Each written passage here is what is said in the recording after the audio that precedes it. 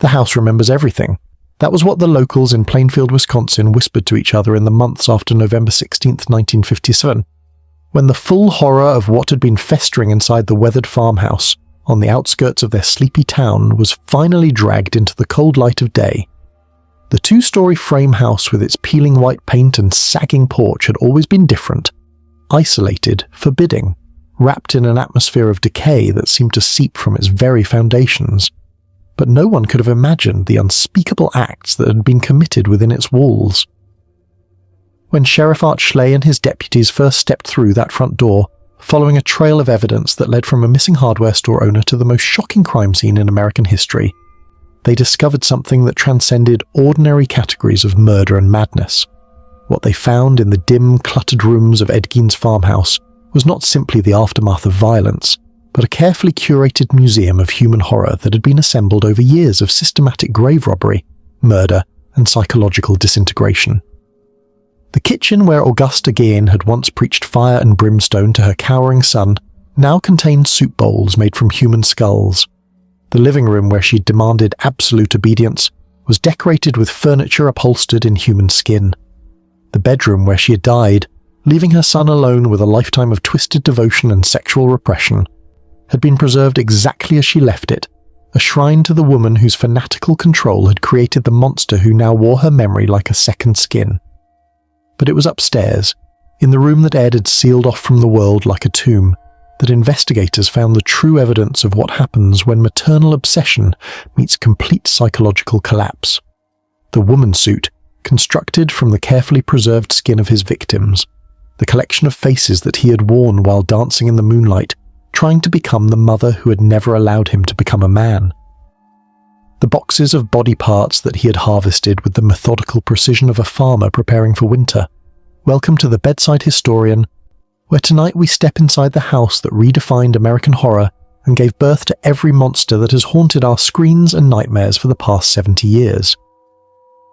This is not a story about supernatural evil or fictional madness. This is the true account of how religious fanaticism, sexual repression, and social isolation can transform a quiet farm boy into something that makes our worst nightmares seem tame by comparison. The house on the outskirts of Plainfield may have been torn down decades ago, but the darkness that it contained was never fully destroyed. It spread like a virus through popular culture, infecting our collective imagination with images of chainsaw-wielding maniacs, cross-dressing serial killers, and the terrible knowledge that the most horrifying monsters are not born but made, one twisted lesson at a time. In houses where love becomes poison and devotion becomes madness. Ed Gein never killed more than 2 people, but he created something far more lasting and terrifying than a simple murder spree. He created a template for evil that would be copied, studied, and refined by generations of killers who understood that the human body was not simply flesh and bone, but raw material that could be transformed into something that served darker purposes than nature had ever intended. The house remembers everything. And tonight, we remember the house, the rooms where innocence died, where sanity crumbled, and where the thin line between the living and the dead was erased by hands that had learned to see human beings not as people, but as resources to be harvested when the harvest moon rose over the quiet fields of rural Wisconsin. Chapter 1. The House That Horror Built. November the 16th, 1957, dawned grey and bitter over Plainfield, Wisconsin, the kind of day when the autumn chill seemed to seep through the very bones of the earth and settle in the spaces between heartbeats, as if the world itself was holding its breath in anticipation of something terrible. Sheriff Arthur Schley had awakened that morning with no knowledge that he was about to step into a scene that would redefine American horror and create nightmares that would outlive everyone who witnessed them, transforming a simple missing person case into the most shocking criminal discovery in the nation's history. The farmhouse that sat on the outskirts of Plainfield had always been different, wrapped in an atmosphere of decay and isolation that made even the most gregarious neighbors unconsciously cross to the other side of the road when they passed its weathered frame and sagging porch. The white paint had long since begun to peel and flake like diseased skin, while the windows stared out at the world with the blank, dead expression of a corpse that had been left too long in the sun. Local children whispered that the house was haunted, though they could never explain exactly what it was that made their skin crawl when they glimpsed it through the bare branches of winter trees. Ed Gein had lived in that house for all of his 51 years, first as the son of a fanatically religious mother who had turned the building into a fortress against the corrupting influences of the outside world, and later as a solitary bachelor whose increasingly strange behaviour had made him the subject of local gossip and uncomfortable speculation. The residents of Plainfield knew that Ed was odd. They had watched him grow from a shy, peculiar child into an adult who seemed somehow frozen in time, incapable of normal human relationships or conventional social interaction. But oddness was one thing, and horror was quite another, and none of them could have imagined that the quiet man who occasionally did odd jobs around town and spoke to his dead mother as if she was still alive had transformed his childhood home into something that existed beyond the boundaries of civilized human experience. The house that had always seemed strange was about to reveal itself as the birthplace of monsters that would haunt American culture for generations to come. The chain of events that led Sheriff Schley to Ed Gein's front door had begun that morning with the disappearance of Bernice Worden, the 58-year-old proprietor of Worden's hardware store in downtown Plainfield. Bernice had been scheduled to open her store at 8 o'clock, as she had done religiously for years. But when customers arrived to find the building locked and dark, with no sign of the woman who had never missed a day of work in living memory, they knew that something was terribly wrong. The investigation that followed revealed evidence that chilled the blood of everyone who encountered it. A trail of blood leading from the store's cash register to the back door. Signs of a violent struggle, and most disturbing of all, the store's receipt book showing that the last customer to make a purchase had been Ed Gein, who had bought antifreeze at 5 p.m. the previous evening when Bernice would have been alone in the store preparing to close for the day. Ed Gein's name was not unknown to local law enforcement, though his previous encounters with authority had been minor affairs involving property disputes and complaints about his unusual behaviour, rather than anything that suggested violent criminal tendencies. He was known as a harmless eccentric who lived alone in his family's deteriorating farmhouse, surviving on government subsidies and the occasional income from odd jobs that required more desperation than skill. The idea that this pathetic figure could be responsible for Bernice Worden's disappearance seemed almost absurd, but the evidence pointed in his direction with uncomfortable insistence. When Sheriff Schley and his deputies arrived at the Gein farmhouse in the late afternoon of November 16th, they found a building that seemed to embody every nightmare that rural isolation could produce. The structure squatted on its foundation like a diseased animal, surrounded by rusted farm equipment, abandoned automobiles and piles of debris that spoke of decades of neglect and gradual surrender to entropy. The smell that emanated from the property was indescribable, a mixture of decay, unwashed humanity, and something else that made the officers unconsciously cover their noses and breathe through their mouths. The front door was unlocked, which should have been the first warning that they were entering a realm where normal rules no longer applied. Sheriff Schley pushed it open and stepped into a darkness that seemed almost solid, thick with the accumulated atmosphere of years of isolation and psychological disintegration. The beam of his flashlight revealed a living room that looked as if it had been frozen in time, with furniture from the 1920s arranged exactly as it had been when Ed's mother had died 12 years earlier, covered in dust and decay that transformed familiar objects into archaeological artifacts from a civilization that had vanished without a trace. But it was when they moved deeper into the house that the true horror began to reveal itself, starting with details that seemed merely eccentric before escalating into discoveries that challenged every assumption about the limits of human depravity. The kitchen contained bowls and cups that appeared to be made from some kind of polished bone, while the dining room featured a chair whose upholstery had an unusual texture and colour that made the deputies exchange uncomfortable glances without yet understanding what they were actually seeing. The shed attached to the back of the house was where Sheriff Schley made the discovery that would haunt him for the rest of his life. Hanging from the rafters like a butchered deer was the headless, eviscerated corpse of Bernice Worden. Suspended by rope through her ankles and slit open from sternum to pelvis, with the precision of someone who had extensive experience in field dressing large game. The sight was so far beyond normal human experience that Schley's mind initially refused to process what his eyes were showing him, creating a moment of psychological disconnect that would be shared by everyone who encountered the scene. But Bernice Worden's murder, horrific as it was, represented only the beginning of the discoveries that would transform the Gein farmhouse into the most infamous crime scene in American history. As the investigation continued through the following days, with teams of law enforcement officers, forensic specialists and medical examiners combing through every room and examining every object, the true scope of Ed Gein's activities became apparent in all their systematic, methodical horror. The house that had seemed merely strange from the outside revealed itself to be a carefully curated museum of human remains, with artifacts that demonstrated years of grave robbing, body snatching, and the kind of systematic desecration of the dead that existed beyond ordinary categories of criminal behavior.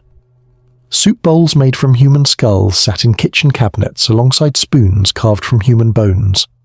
Lampshades constructed from human faces decorated the living room, while chair seats had been upholstered with skin that still bore tattoos and other identifying marks from their original owners. The bedroom that had belonged to Ed's mother remained exactly as she had left it when she died in 1945, preserved as a shrine to the woman whose psychological control had shaped every aspect of her son's development. But the room that Ed had claimed as his own told a different story entirely, containing evidence of obsessions and activities that revealed the true extent of his psychological disintegration. Boxes of carefully preserved body parts filled the closets, while handmade clothing constructed from human skin hung in the wardrobe like costumes waiting for their next performance. The investigators who processed the scene would carry the psychological scars of their discoveries for the rest of their lives, finding themselves unable to eat certain foods or touch certain textures without being transported back to that house of horrors where the line between the living and the dead had been erased by hands that had learned to see human beings as raw materials for projects that served purposes known only to their creator. The crime scene photographs that documented their findings would become some of the most disturbing images in the history of American law enforcement, though most would never be released to the public due to their extreme content. As news of the discoveries spread through Plainfield and beyond, the small farming community found itself thrust into the national spotlight as the hometown of America's most shocking killer. The residents who had known Ed Gein as merely an odd, harmless bachelor were forced to confront the reality that they had been living alongside a monster whose activities had exceeded their worst nightmares while remaining completely hidden behind the facade of rural normalcy. The house that had always seemed strange was revealed to be something far more sinister, a laboratory where decades of psychological isolation and maternal obsession had produced innovations in human horror that would influence popular culture for generations to come. Ed Gein had never killed more than 2 people, but he had created something far more lasting and terrifying than a simple murder spree. He had demonstrated what could happen when the thin veneer of civilization was stripped away to reveal the capacity for evil that lurked in the most unexpected places. The farmhouse itself would not survive long after the investigation concluded, succumbing to a mysterious fire in 1958 that some claimed was arson by locals who wanted to erase the physical reminder of the horrors that had been committed within its walls. But the house had already served its purpose, giving birth to nightmares that would outlive the building that had contained them, and transforming Ed Gein from an unknown Wisconsin farm boy into the most influential killer in American history. The house that horror built was gone, but the horror itself had escaped into the world, where it would multiply and evolve in ways that its creator could never have imagined, inspiring films, books, and cultural artifacts that would ensure that the name Ed Gein would never be forgotten. The monster was dead, but the monsters he had inspired were just beginning to emerge from the shadows of popular imagination, carrying with them the terrible knowledge that the most frightening evil was not supernatural but utterly devastatingly human. Chapter 2. Augusta's Kingdom. Augusta Wilhelmina Lerche came into the world in 1878 with fire in her eyes, and the absolute certainty that she had been chosen by God to serve as his instrument in a battle against the corruption and moral decay that she saw festering in every corner of human society. Born to German immigrants who had carried their old-world religious fervor to the farmlands of Wisconsin, she was raised in an atmosphere of rigid moral absolutes and uncompromising adherence to a Christianity that emphasized punishment over mercy, damnation over salvation, and the constant vigilance required to protect one's soul from the snares of a world controlled by Satan and his human agents. The farmhouse that would eventually become Ed Gein's laboratory of horror began its dark history as Augusta's chosen fortress against the forces of evil that she believed were constantly seeking to corrupt her family and drag them down into the pit of eternal torment. When she married George Philip Gein in 1900, she made it clear that their union would be conducted according to her interpretation of biblical law, with herself as the undisputed spiritual authority who would guide their household according to the divine revelations that she claimed to receive through her daily study of scripture and prayer. George Gein was a weak man who had been broken by poverty, alcoholism, and the kind of grinding rural hardship that turned strong backs into bent spines and optimistic young faces into masks of premature defeat. He offered no resistance to Augusta's assumption of complete authority over their domestic life, perhaps grateful to surrender the burden of decision-making to someone whose certainty about right and wrong was so absolute that it eliminated the need for doubt or moral complexity. What he failed to understand was that he had married a woman whose religious convictions had evolved into something that exceeded normal human fanaticism to become a form of spiritual madness that would poison everything it touched. The farmhouse that Augusta selected as their domain was perfectly suited to her vision of how a Christian family should live in a world infected by sin and corruption. Located several miles outside the town of Plainfield, surrounded by fields and forests that provided natural barriers against unwanted outside influences, the two-story frame building offered the isolation that she believed was necessary to protect her family from the contaminating presence of neighbors who did not share her absolute commitment to moral purity. The distance from town meant that her children would not be exposed to the corrupting influences of public schools, secular entertainment, or friendships with children whose parents had allowed them to be infected by the moral relativism that she saw spreading through American society like a plague. Augusta's interpretation of Christianity was heavily influenced by fire and brimstone Protestant theology that emphasized the total depravity of human nature and the constant danger of spiritual corruption that threatened anyone who relaxed their vigilance against sin. She believed that women were particularly dangerous sources of temptation, having inherited the curse of Eve and possessing an innate capacity for leading men astray through their sexuality and emotional manipulation.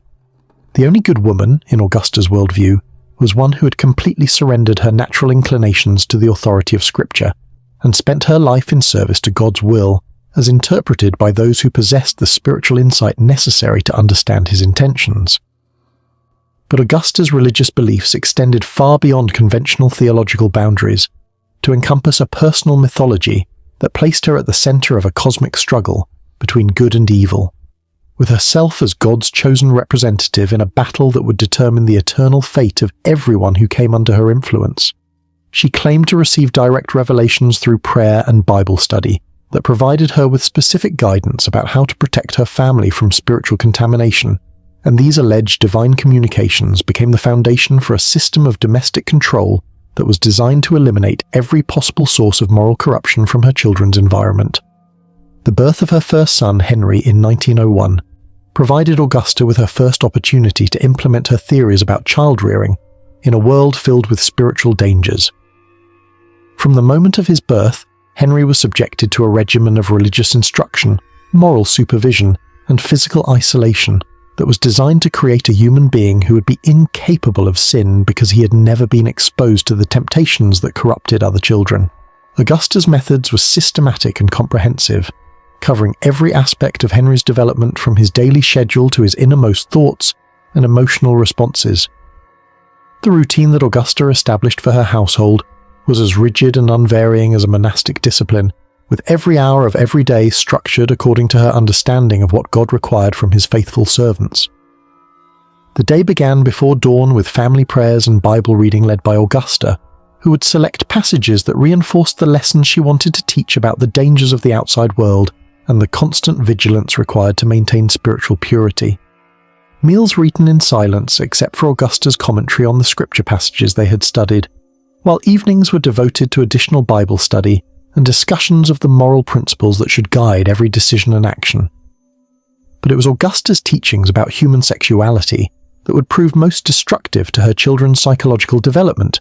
particularly her absolute conviction that sexual desire was the primary weapon that Satan used to corrupt human souls and drag them down into eternal damnation. She taught her sons that women were inherently evil creatures whose primary purpose was to tempt men away from their spiritual obligations, and that any form of sexual attraction or romantic interest was evidence of moral weakness that could only be overcome through prayer, self-discipline, and complete avoidance of female company. The birth of Ed Gein on August 27, 1906, provided Augusta with a second opportunity to perfect her methods of spiritual protection and moral education. Unlike his older brother Henry, who had shown some resistance to his mother's teachings and occasionally expressed interest in the outside world, Ed displayed from an early age the kind of complete emotional dependence and psychological malleability that made him the ideal subject for Augusta's experiments in creating a perfectly controlled human being. Ed's physical appearance and personality seemed designed to reinforce Augusta's belief that he needed her protection more than most children. He was small for his age, with soft features and a shy, withdrawn manner that made him the target of bullying and ridicule from other children during the rare occasions when he was allowed to interact with them. His emotional sensitivity and tendency to cry when confronted with conflict or criticism convinced Augusta that he possessed a pure soul that was particularly vulnerable to corruption by the harsh realities of a world that had no patience for Christian virtue or moral delicacy. The farmhouse became Ed's entire universe, with Augusta serving as both his teacher and his protector in a relationship that combined genuine maternal affection with a level of psychological control that bordered on psychological imprisonment. She taught him to read using only the Bible and religious texts that reinforced her worldview, while his education in practical skills was limited to household chores and farm work that kept him occupied under her direct supervision. Any expression of curiosity about the outside world was met with lectures about the spiritual dangers that awaited anyone who ventured beyond the protection of their Christian home. Augusta's control over Ed's development extended to every aspect of his personality and behavior, from his choice of clothing to his manner of speaking to his understanding of his own identity and place in the world. She dressed him in clothing that was deliberately unfashionable and shabby,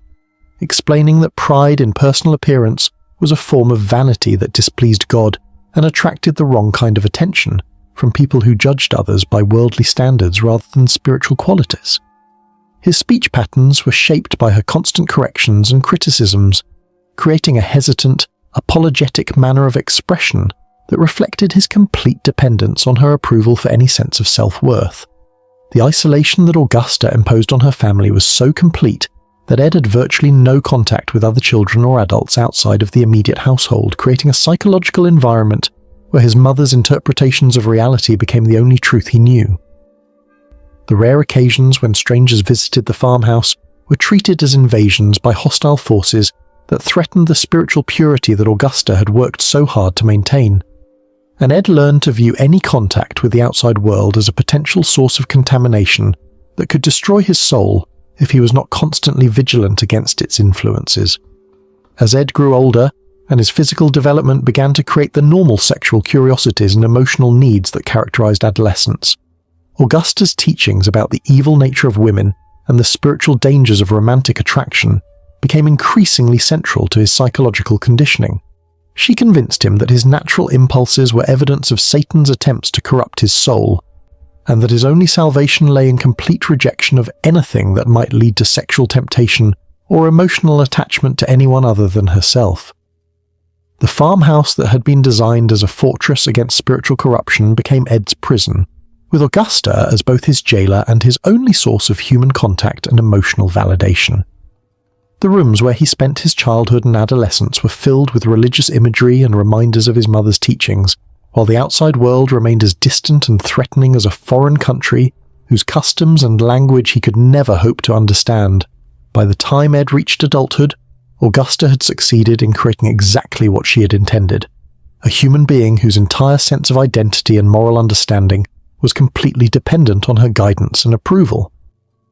But what she had failed to recognize was that the psychological isolation and sexual repression that she had used to protect him from worldly corruption had also created the conditions for a form of mental breakdown that would eventually transform her perfectly controlled son into something that exceeded her worst nightmares about the capacity for evil that lurked in the human heart. The kingdom that Augusta had built in her farmhouse was about to crown a new ruler, one whose devotion to his mother would prove to be more terrifying than any rebellion against her authority could ever have been. The The monster she had created would honor her memory in ways that she could never have imagined, ensuring that her influence over his life would continue long after death had claimed her body and left her son alone with the psychological inheritance she had bequeathed to him. Chapter 3. The Making of a Monster. Edward Theodore Gein entered the world on August 27, 1906,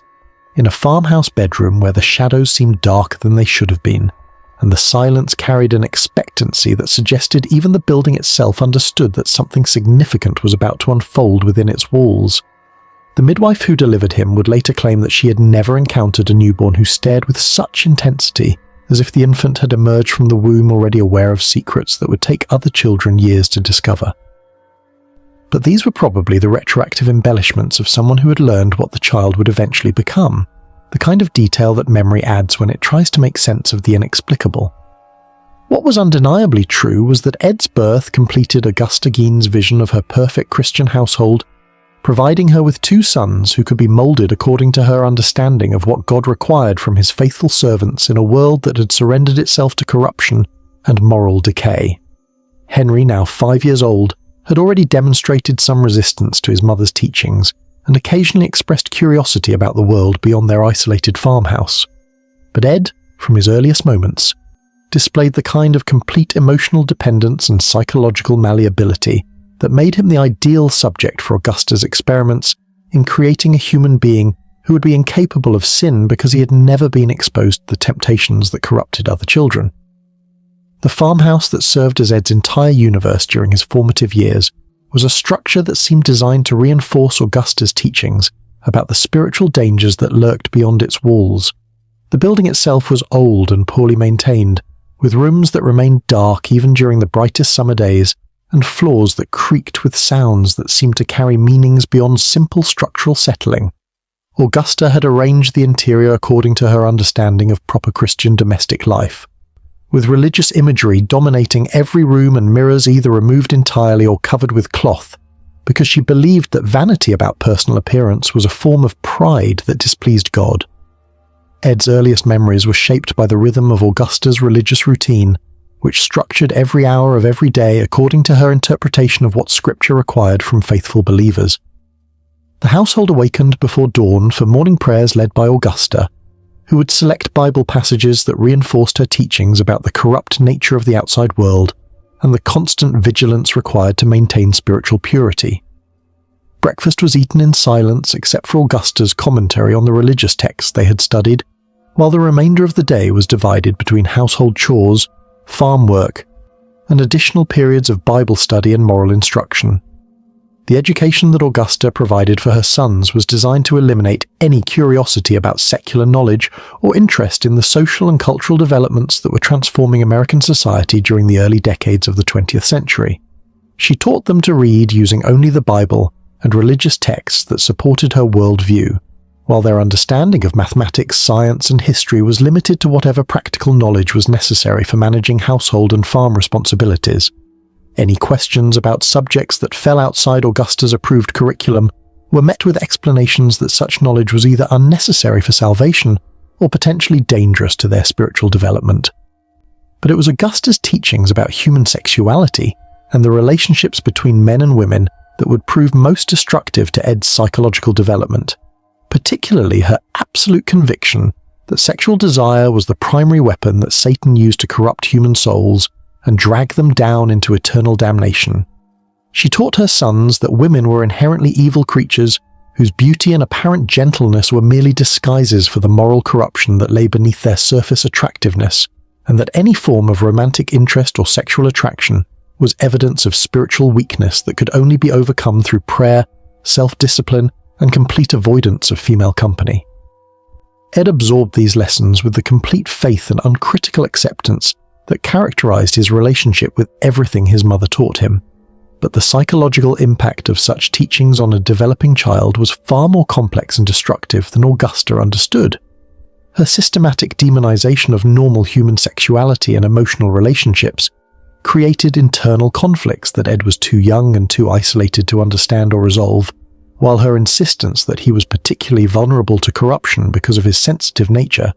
convinced him that his natural curiosities and desires were evidence of his own moral weakness rather than normal aspects of human development.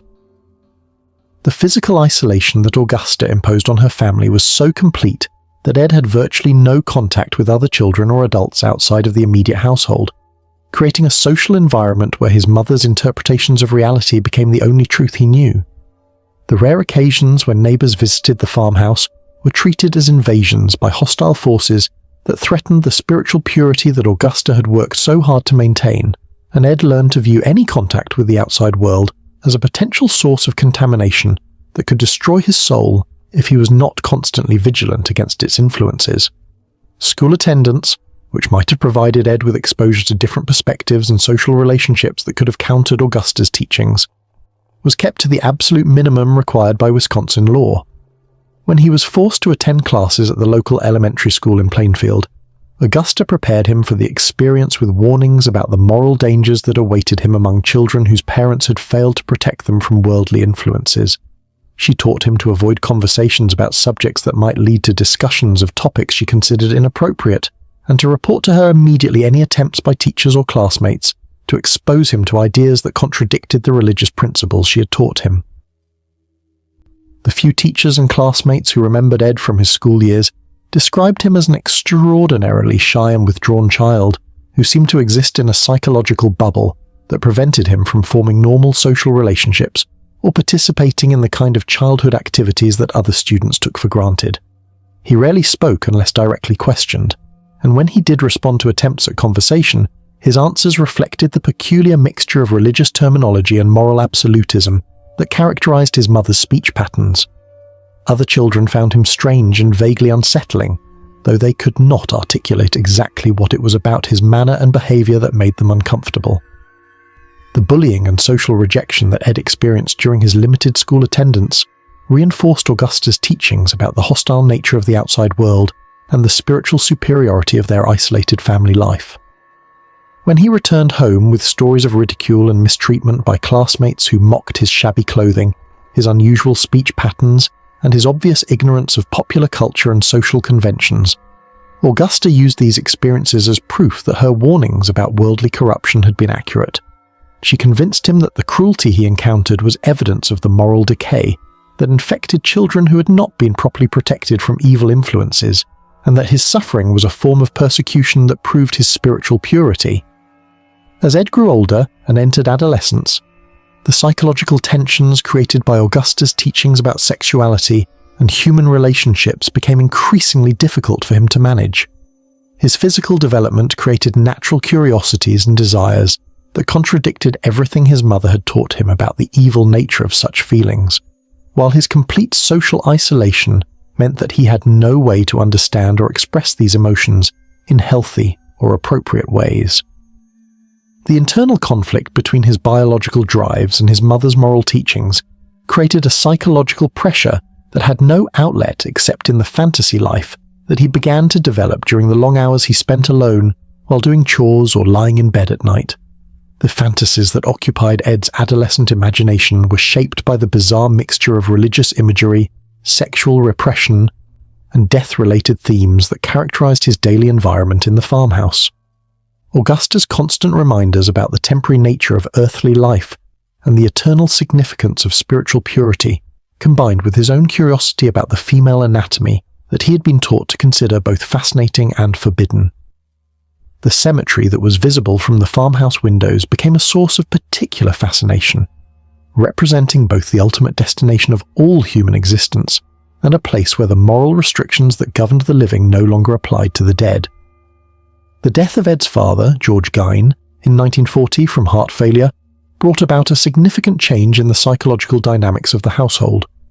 eliminating the one adult male presence that had provided even a minimal counterbalance to Augusta's absolute authority. George had been a weak and largely ineffectual figure who had offered no real resistance to his wife's domination of family life, but his presence had at least represented the possibility that alternative perspectives on life and morality might exist. With his death, Augusta's control over her surviving sons became even more complete and suffocating. The loss of his father affected Ed more profoundly than might have been expected, given George's limited role in his emotional development. but George's death represented Ed's first direct encounter with mortality and the physical reality of death, experiences that would prove to be formative in ways that would not become apparent until much later. The sight of his father's corpse and the rituals surrounding burial awakened interests and curiosities that had been dormant during his childhood, while the change in household dynamics that followed the death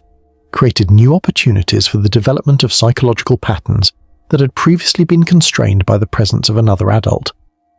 Augusta's response to her husband's death was to increase rather than decrease the level of control and isolation that she imposed on her sons, as if she feared that any relaxation of her vigilance might allow the corrupting influences of the outside world to infiltrate their protected environment during a moment of vulnerability.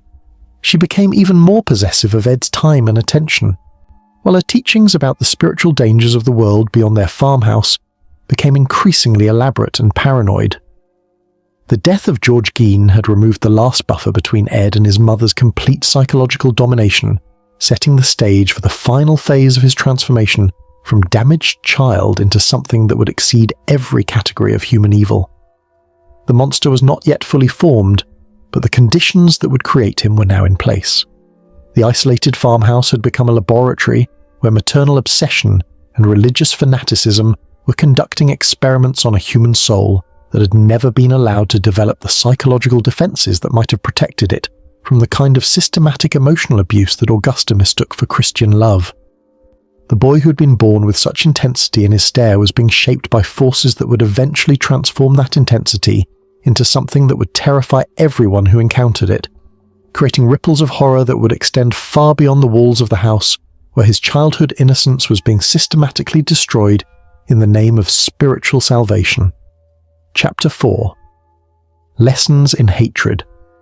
The morning ritual never varied in the Gein household, beginning each day with Augusta's voice cutting through the pre-dawn darkness like a blade forged from righteous fury and absolute certainty.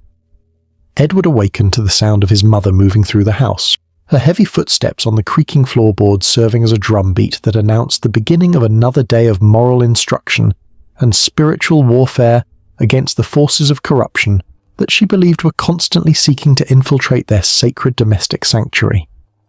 "Edward," she would call from the kitchen, her voice carrying the kind of authority that brooked no possibility of delay or disobedience. "Come for your morning devotions. The devil never sleeps, and neither can we if we hope to keep our souls clean in this filthy world." The lessons would begin before he was fully awake, with Augusta reading selected passages from scripture that reinforced her teachings about the inherent evil of human nature and the particular dangers that awaited anyone foolish enough to trust in the goodness of other people, especially women.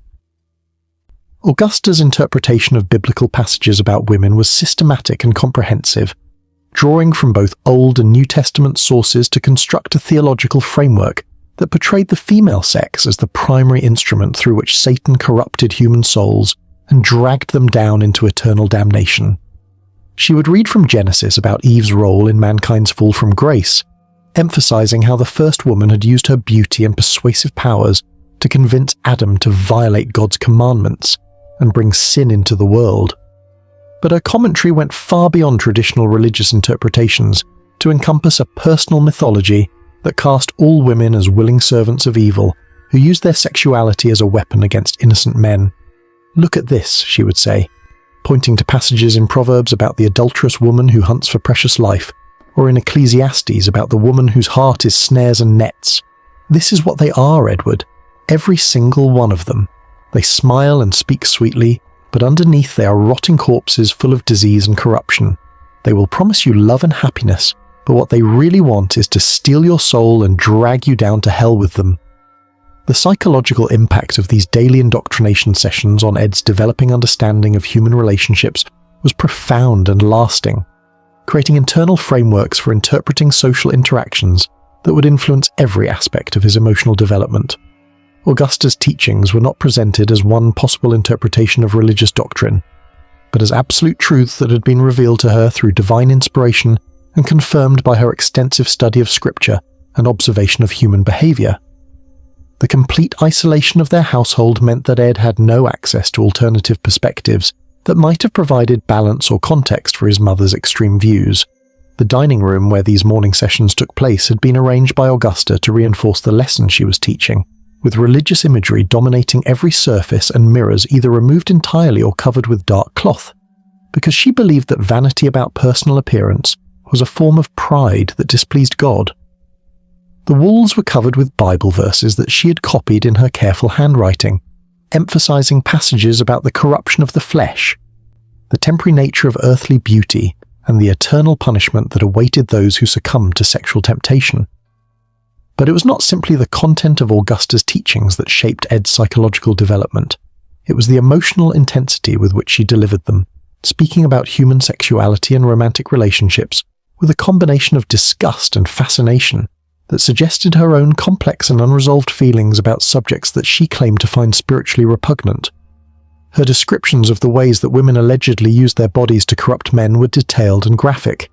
delivered with the kind of clinical precision that indicated extensive thought and imagination devoted to scenarios that she publicly condemned as evidence of moral decay. "They paint their faces like harlots," she would explain during one of her extended lectures about feminine evil, "and they dress in clothing designed to inflame the base desires of weak men who have forgotten their Christian duties. They move their bodies in ways that are calculated to attract attention and create thoughts that should never enter a pure mind. And once they have caught a man in their snares, they use their physical attractions to convince him to abandon his family, his responsibilities, and his relationship with God." Ed absorbed these lessons with the complete attention and uncritical acceptance that characterized his response to everything his mother taught him. But the psychological impact of such systematic demonization of normal human sexuality was far more complex than Augusta understood. Her teachings created internal conflicts between his natural developmental curiosities and the moral framework she'd imposed on his understanding of such feelings, while her insistence that he was particularly vulnerable to corruption because of his sensitive nature convinced him that his own desires and interests were evidence of spiritual weakness rather than normal aspects of human development. The isolation that Augusta maintained around their household was designed to prevent Ed from encountering any evidence that might contradict her teachings about the nature of women and romantic relationships. The rare occasions when female visitors came to the farmhouse were treated as opportunities for Ed to observe the truth of his mother's warnings about feminine duplicity and corruption. Augusta would point out what she claimed were signs of moral decay in their clothing, behavior, or speech patterns, using these encounters as practical demonstrations of the theoretical principles she had been teaching him during their daily devotional sessions. "Do you see how she looks at herself in that mirror?" Augusta would whisper, when a neighbor woman paused to check her appearance in the hallway looking glass. "Do you see how she touches her hair and adjusts her dress? That is vanity, Edward. That is pride. That is the same spirit that caused Lucifer to rebel against God and fall from heaven. She cares more about her appearance than she does about her soul. And that is exactly what I have been trying to teach you about the nature of womankind." The few opportunities that Ed had to observe women outside of his mother's immediate supervision, during his minimal school attendance or the occasional trips to town for supplies, were filtered through the interpretative framework that Augusta had created in his mind, causing him to see evidence of her teachings in every interaction and gesture. The normal social behaviors of women and girls his own age were reinterpreted as signs of moral corruption or attempts at seduction, while their simple kindness or friendliness was viewed as dangerous manipulation designed to lead him away from his spiritual obligations. The psychological isolation that resulted from these teachings was perhaps even more complete than the physical isolation that Augusta imposed on their household. Ed learned to fear and distrust half of the human race based on his mother's interpretations of their motivations and character, while simultaneously developing a fascination with the very sexuality that he had been taught to regard as evil and dangerous. The combination of attraction and revulsion that characterized his feelings about women created internal tensions that had no healthy outlet or resolution within the moral framework that his mother had constructed around his understanding of human relationships. As Ed entered adolescence and his physical development began to create the normal sexual curiosities and emotional needs that characterized that stage of human development, Augusta's teachings about the evil nature of romantic attraction became increasingly central to his psychological conditioning. She convinced him that his natural impulses were evidence of Satan's attempts to corrupt his soul, and that his only salvation lay in complete rejection of anything that might lead to sexual temptation or emotional attachment to anyone other than herself. The practical implications of these teachings extended beyond simple moral instruction to encompass detailed guidance about how Ed should conduct himself in any situation where he might encounter women or be exposed to discussions of subjects that Augusta considered inappropriate. She taught him to avoid eye contact with females, to speak only when absolutely necessary during such encounters, and to report to her immediately any attempts by women to engage him in conversations that went beyond the minimal social interactions required by politeness or business necessity. Remember, she would tell him, before any trip to town or encounter with neighbors, they will try to seem innocent and friendly, but that is exactly how they trap their victims. They will ask you questions about yourself, about your interests, about your feelings. They will pretend to care about your answers, but what they really want is to find your weaknesses so they can use them against you. The moment you begin to trust one of them, the moment you begin to think that perhaps this one is different from all the others, that is when you're in the greatest danger of losing your soul. The result of this systematic indoctrination was the creation of a young man whose understanding of human relationships was so distorted that normal social interaction became virtually impossible, while his curiosity about the subjects he had been taught to fear became increasingly obsessive and unhealthy. Ed's adolescent years were characterized by a growing fascination with death, sexuality, and the female anatomy that had been forbidden to him by his mother's teachings, while his complete social isolation meant that these interests developed in ways that were shaped by fantasy rather than reality, imagination rather than experience. The farmhouse that served as the stage for Ed's psychological development began to reflect his increasingly disturbed inner life, with certain rooms taking on significance that went beyond their practical functions to become symbolic representations of the themes that dominated his consciousness.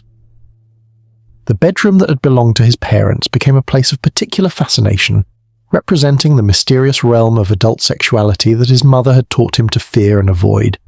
while the cellar where food was stored and preserved began to suggest possibilities for other kinds of preservation that related to his growing obsession with death and the physical nature of human mortality. But perhaps most significantly, the cemetery that was visible from the farmhouse windows became the focal point for fantasies that combined his curiosity about the female form with his understanding that death eliminated the moral restrictions that his mother claimed governed interactions with the living. The dead women who lay buried in that peaceful ground represented the possibility of encountering feminine beauty without the spiritual dangers that Augusta insisted accompanied such experiences among the living, while the permanence of death suggested that such encounters might be possible without the risk of corruption or betrayal that characterized relationships with living women. The monster that Ed Gein would eventually become was being assembled piece by piece during these formative years, with each of Augusta's lessons contributing to a psychological structure that would eventually support acts of depravity that exceeded every boundary of civilized human behavior. The boy who had been born with such intensity in his stare was being taught to channel that intensity towards subjects and interests that would eventually transform him into something that existed beyond normal categories of human evil, creating a form of madness that was both the product of his mother's teachings and the ultimate expression of the logical conclusions toward which those teachings inevitably led. The lessons in hatred were being absorbed and internalized, preparing the ground for the harvest of horror that would eventually grow from the seeds that Augusta was planting in her son's developing psyche. The farmhouse echoed with the sound of her voice delivering daily doses of poison disguised as spiritual medicine, while Ed's young mind struggled to process teachings that would eventually reshape his understanding of human nature in ways that would make the unthinkable seem not only possible, but necessary for his spiritual and psychological survival. The Chapter 5, Death in the Family. The first crack in Augusta, Gein's carefully constructed fortress of spiritual purity, appeared on a cold March morning in 1940, when George Gein failed to awaken from the sleep that had claimed him during the night, his weak heart finally surrendering to the accumulated weight of decades spent under the crushing burden of his wife's religious fanaticism and psychological domination. The discovery of his death was made by Augusta herself, who had entered the bedroom to wake her husband for their morning devotions, only to find his body already growing cold beneath the quilts that she had arranged with such precise attention to proper Christian domesticity. Ed's first encounter with death came not through the gradual process of witnessing terminal illness or the sudden shock of accident or violence, but through the quiet, almost peaceful cessation of life that characterized his father's final moments. George had simply stopped breathing sometime during the night, his face wearing an expression of such profound relief that even Augusta seemed momentarily unsettled by the suggestion that death might represent escape rather than tragedy for someone who had spent his adult life as a prisoner in his own home.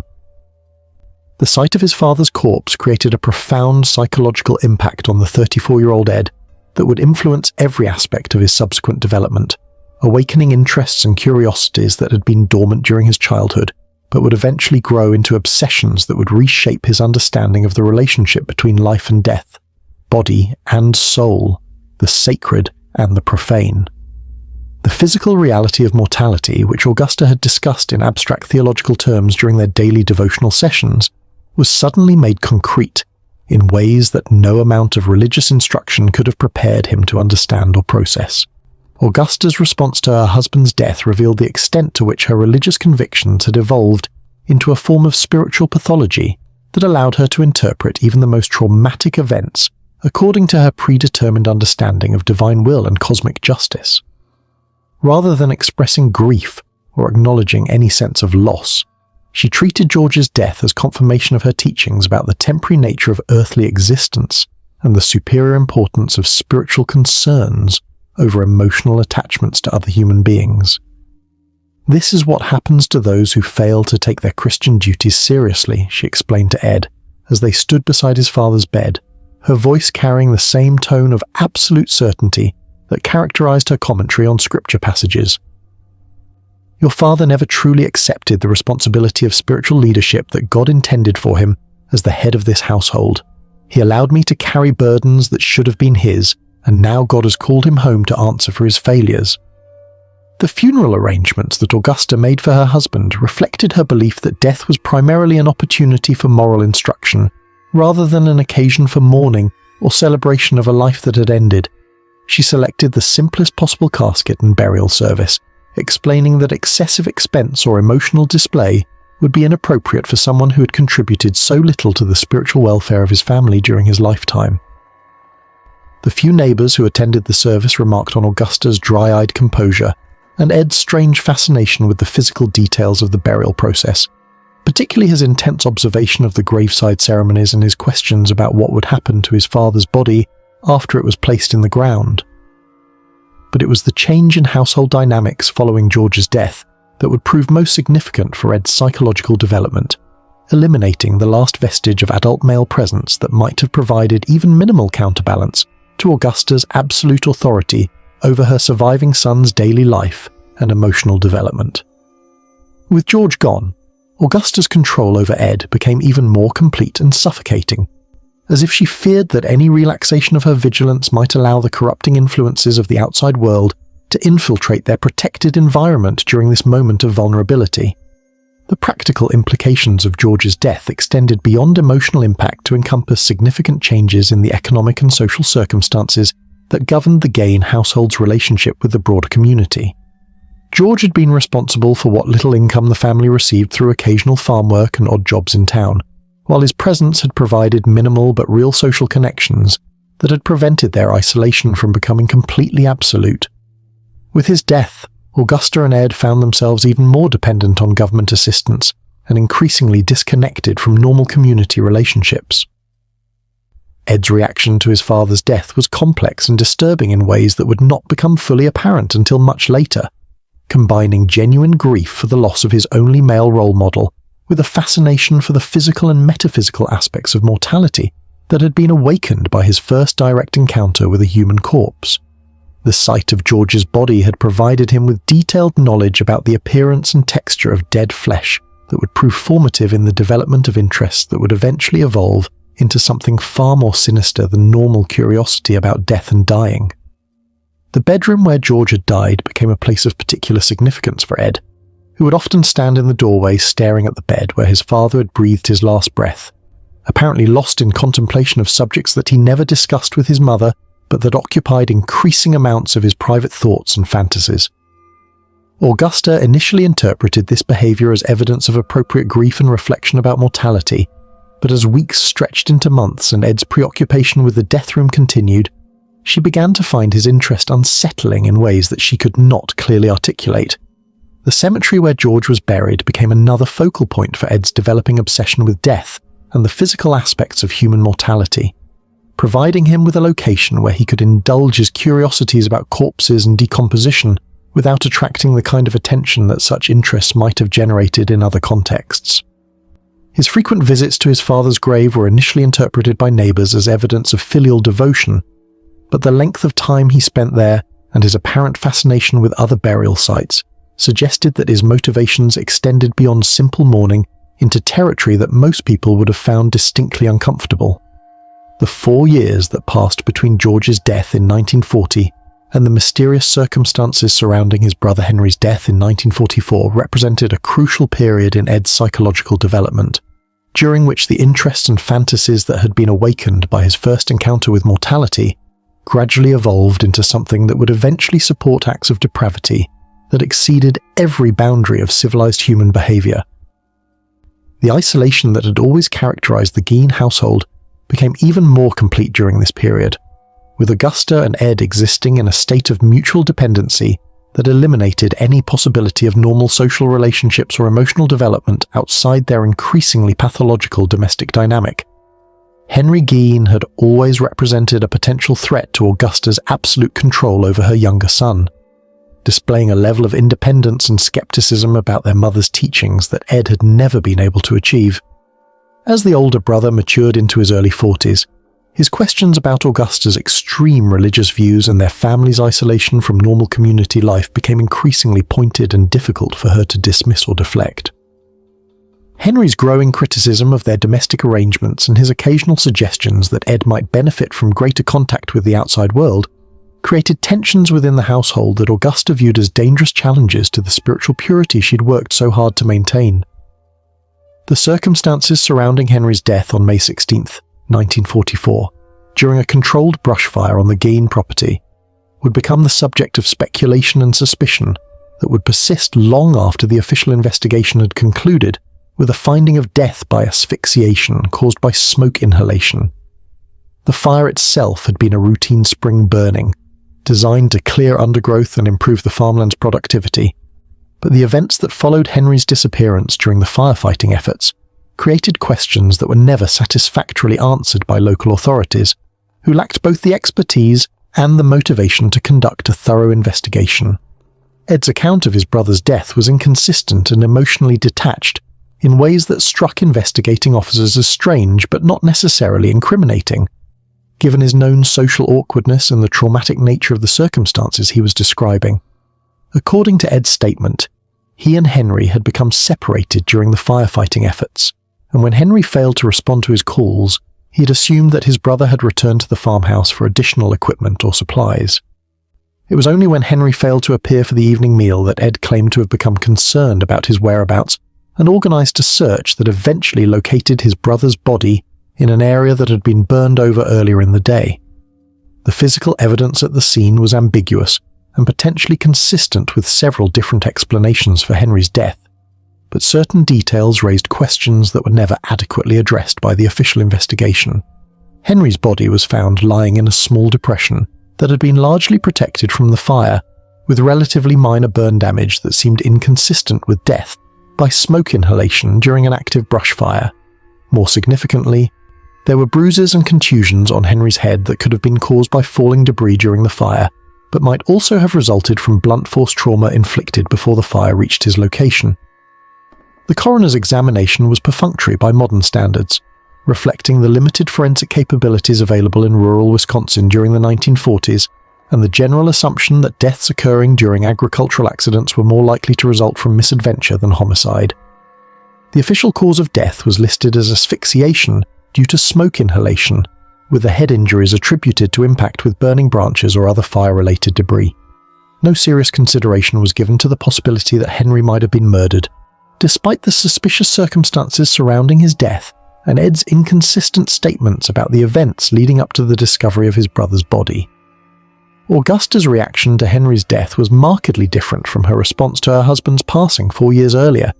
displaying what appeared to be genuine grief and emotional disturbance that suggested her older son's death had affected her more profoundly than she was willing to acknowledge. Henry had been her first child, and despite his recent challenges to her authority,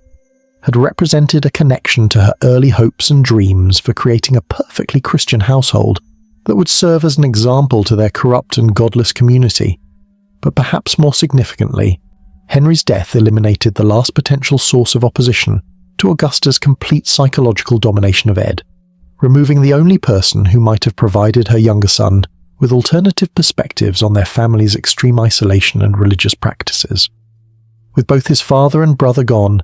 Ed found himself alone with a mother whose emotional needs and psychological demands would become increasingly impossible to satisfy through normal human relationships, setting the stage for the final phase of his transformation from damaged human being into something that would transcend every category of moral evil.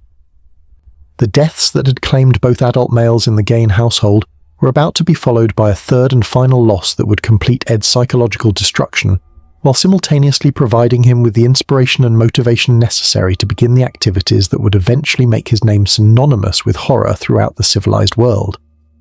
The farmhouse that had been a prison was about to become a laboratory, while the son who had been shaped by decades of religious fanaticism and sexual repression was about to discover new ways to honor his mother's memory that would exceed her worst nightmares about the capacity for evil that could develop within human hearts that had been deprived of every normal source of love and emotional validation. Chapter 6: The Death of God. December 29th, 1945, arrived in Plainfield with the kind of bitter cold that seemed to freeze not just the air, but time itself, creating a crystalline morning when every breath visible in the frigid atmosphere and every sound carried with unnatural clarity across the snow-covered fields that surrounded the Gein farmhouse. Inside that weathered structure, Augusta Gein lay dying in the bedroom where she had spent the previous 6 months, recovering from the stroke that had transformed the most dominant personality in Ed's universe into a helpless invalid dependent on his care for every aspect of her daily survival. The stroke had struck Augusta with devastating suddenness on a June evening while she was delivering one of her customary lectures about the spiritual dangers that threatened anyone foolish enough to trust in the goodness of other people. She'd been in the middle of explaining how women used their apparent vulnerability to manipulate men into abandoning their Christian duties when her speech suddenly became slurred and incomprehensible, her face contorting into an expression of confusion and terror that Ed had never seen before on features that had always radiated absolute confidence and moral certainty. The months that followed Augusta's stroke had been unlike anything that Ed had ever experienced, inverting the power dynamics that had governed their relationship since his earliest childhood, and forcing him to assume responsibilities for decision-making and physical care that his mother had never allowed him to develop. For the first time in his 39 years of life, Ed found himself in a position where he was required to make independent judgments about practical matters, while simultaneously caring for the physical needs of the woman who had previously controlled every aspect of his existence with iron determination and religious authority. The role reversal created by Augusta's illness was psychologically devastating for both mother and son, challenging the fundamental assumptions about their relationship that had provided structure and meaning for their isolated existence. Augusta's inability to speak clearly or control her bodily functions was particularly traumatic for someone whose entire identity had been built around her role as the moral and spiritual authority in their household, while Ed's sudden responsibility for her intimate physical care created situations that violated every boundary that she had established about appropriate contact between men and women, even when the woman was his own mother. The practical aspects of caring for an invalid in their isolated farmhouse,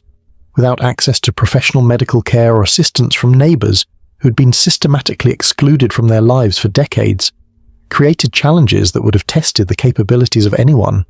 but were particularly difficult for someone whose social development had been as severely stunted as Ed's had been under his mother's obsessive control.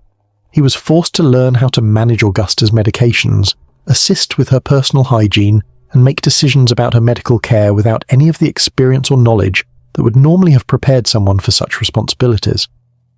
But perhaps most significantly, Augusta's illness provided Ed with his first opportunity to observe the physical vulnerability and mortality of the woman he had been taught to view as the ultimate earthly authority on moral and spiritual matters.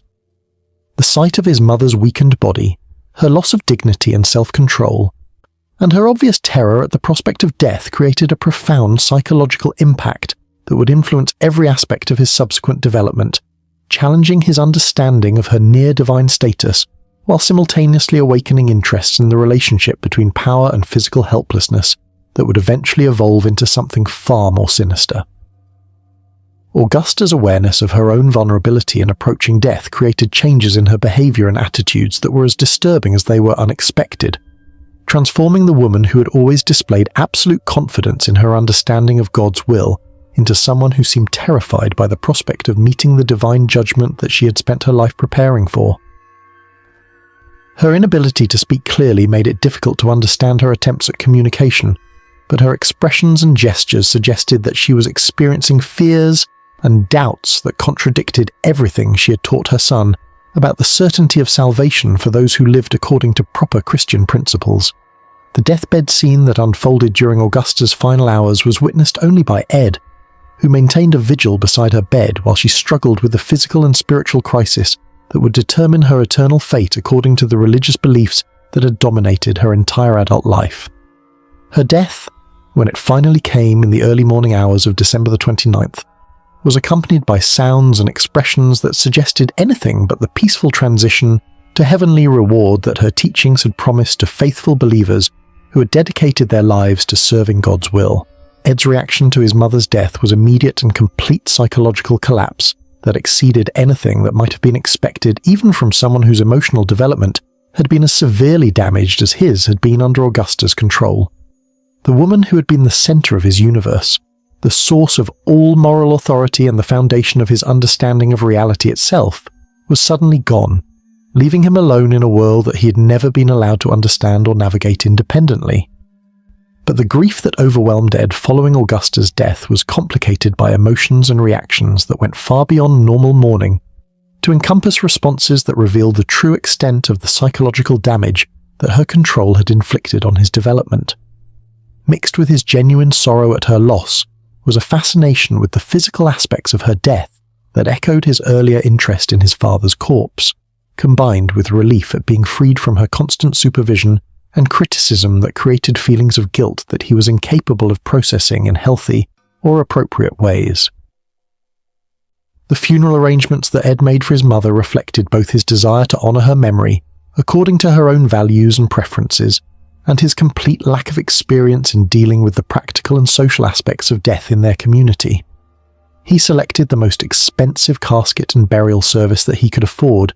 explaining to the funeral director that Augusta deserved the finest possible treatment because of her exemplary Christian life and her dedication to protecting her family from the moral corruption that had infected the rest of society.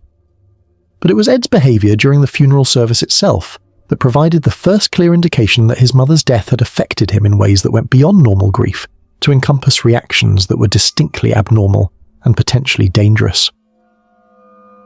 He spent most of the service staring at Augusta's corpse with an intensity that made other mourners uncomfortable, apparently oblivious to the social requirements of the occasion, and focused entirely on the physical details of her appearance in death. His questions to the funeral director about the embalming process and the preservation of her body revealed interest that most people would have found morbid and inappropriate under the circumstances. The return to the empty farmhouse following Augusta's burial marked the beginning of Ed's final psychological transformation, from damaged human being into something that would eventually transcend every category of moral evil. The building that had been his prison for 39 years suddenly became a shrine to the woman whose memory would continue to dominate his thoughts and behavior long after her death had eliminated her physical presence from his daily life. The rooms where she had lived and the objects that she had used were preserved exactly as she had left them, creating a museum of her life that Ed maintained with religious dedication and obsessive attention to detail. The bedroom where Augusta had died became the focal point for Ed's developing obsession with preserving his mother's memory and presence in ways that exceeded normal commemorative practices to enter territory that most people would have found deeply disturbing. He sealed the room immediately after her death, explaining to the few neighbours who inquired that it would be inappropriate to disturb the space where such a holy woman had breathed her last breath. But the preservation extended beyond simple sentimental attachment to encompass behaviours that suggested his understanding of the boundary between life and death had been fundamentally altered by the trauma of losing the only source of human contact and emotional validation that he had ever known. The isolation that had always characterized Ed's existence became even more complete following Augusta's death, as he found himself unable to maintain even the minimal social connections that had previously linked him to the broader community. His grief was so profound, and his behavior so obviously disturbed that neighbors who had occasionally hired him for odd jobs began to avoid contact with him, while his few remaining acquaintances found his obsessive discussions of his mother's virtues and his detailed descriptions of her final illness uncomfortable and inappropriate.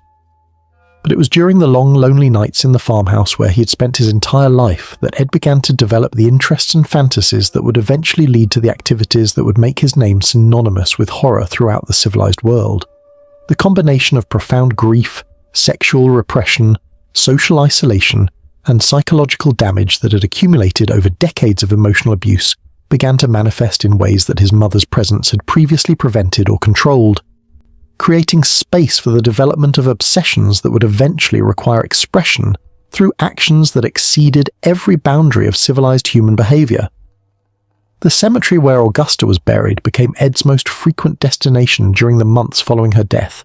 providing him with a location where he could feel close to her memory while indulging curiosities about death and corpses that had been awakened by his experiences caring for her during her final illness. His visits to her gravesite were initially viewed by neighbours as evidence of appropriate filial devotion, but the frequency and duration of these visits, combined with his apparent interest in other burial sites, began to create speculation about the true nature of his activities in the graveyard. The death of God had occurred in that farmhouse bedroom on December the 29th, 1945, taking with it the last restraining influence on Ed's developing psychosis, while simultaneously providing him with the motivation and justification necessary to begin the activities that would eventually transform him from a pathetic, damaged human being into America's most influential killer. The monster that had been assembled piece by piece during decades of psychological abuse was finally free to express itself in ways that would honor his mother's memory, while satisfying needs and desires that her teachings had created but never allowed him to acknowledge or fulfill. The farmhouse that had been a prison was about to become a laboratory, while the son who had been shaped by maternal obsession was about to discover new ways to preserve the presence of the woman who had meant everything to him,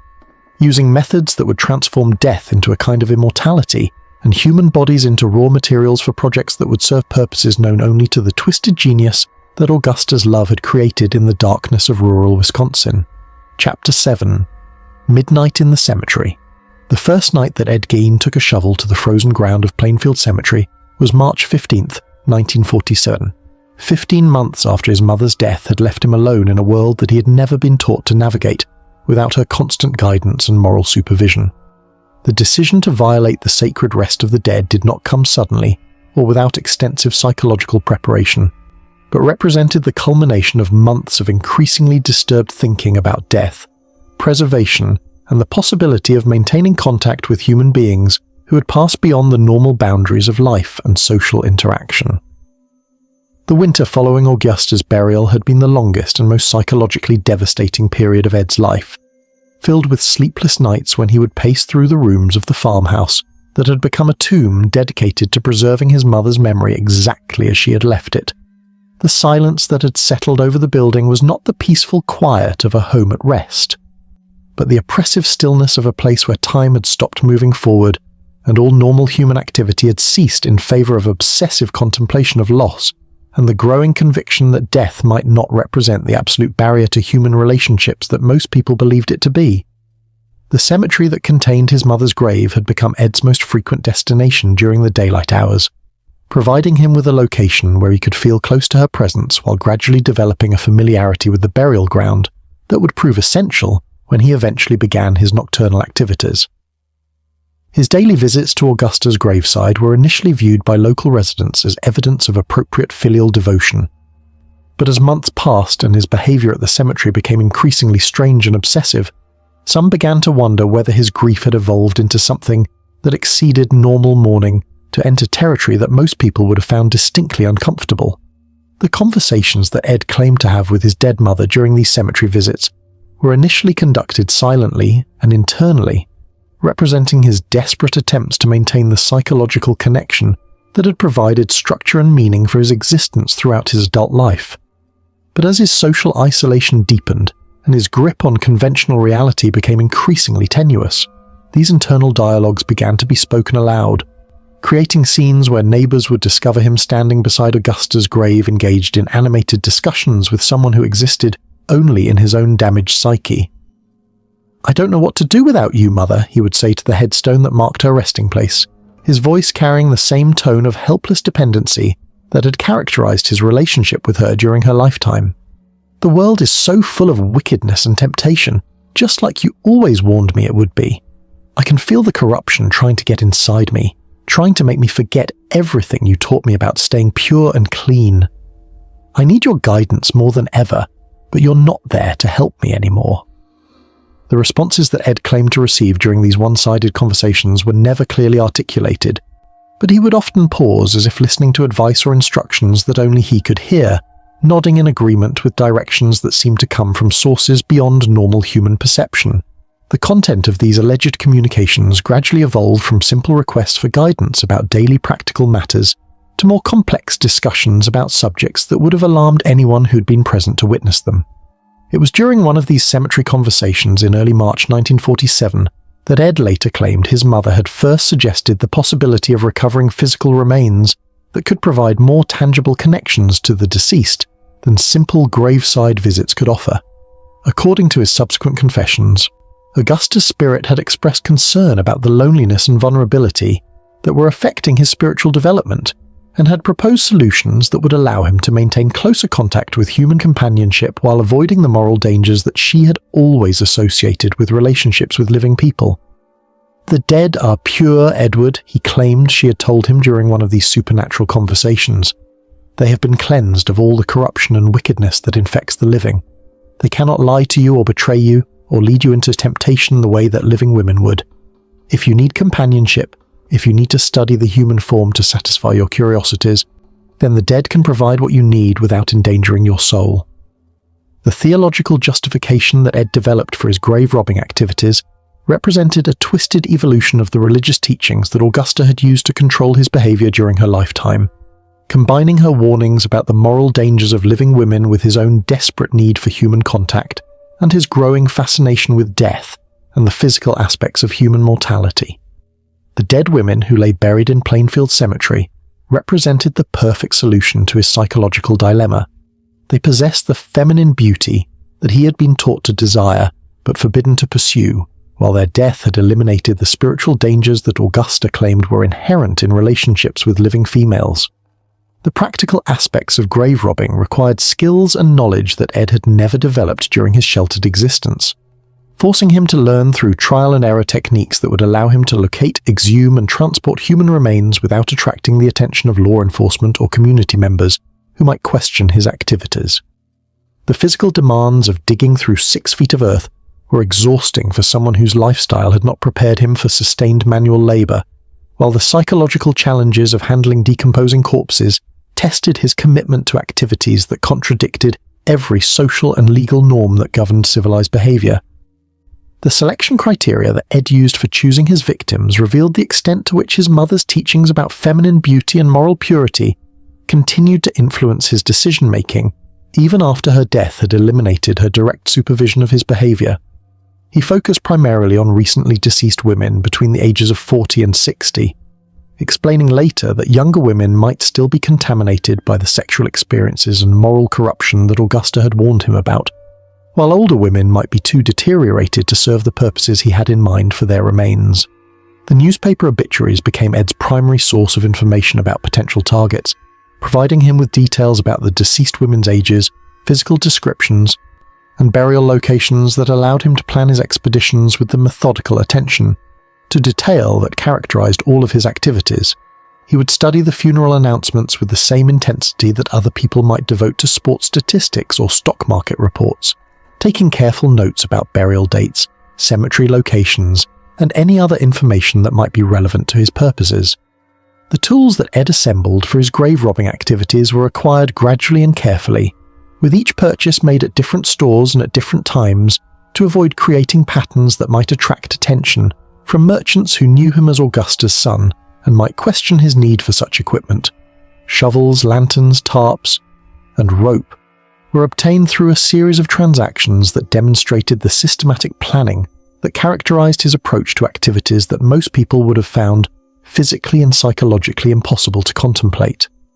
The first successful exhumation took place on a moonless night when cloud cover provided additional concealment for activities that required complete secrecy to avoid detection by law enforcement or community members who might be traveling near the cemetery during the late evening hours. The physical process of digging through 6 feet of earth was far more exhausting than Ed had anticipated, requiring several hours of sustained effort that left him trembling with fatigue and barely able to complete the task that he had set for himself.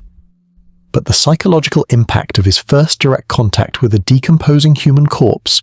was even more profound than the physical challenges, providing him with sensory experiences that would influence every aspect of his subsequent development and create associations between death, sexuality, and human companionship that would define his activities for the remainder of his life. The sight, smell, and texture of the partially preserved remains were simultaneously revolting and fascinating, creating reactions that combine natural human revulsion with the kind of obsessive interest that had characterized his relationship with death since his father's passing 7 years earlier. The transportation of human remains from the cemetery to his farmhouse required additional planning and precautions to avoid detection during the most vulnerable phase of his activities,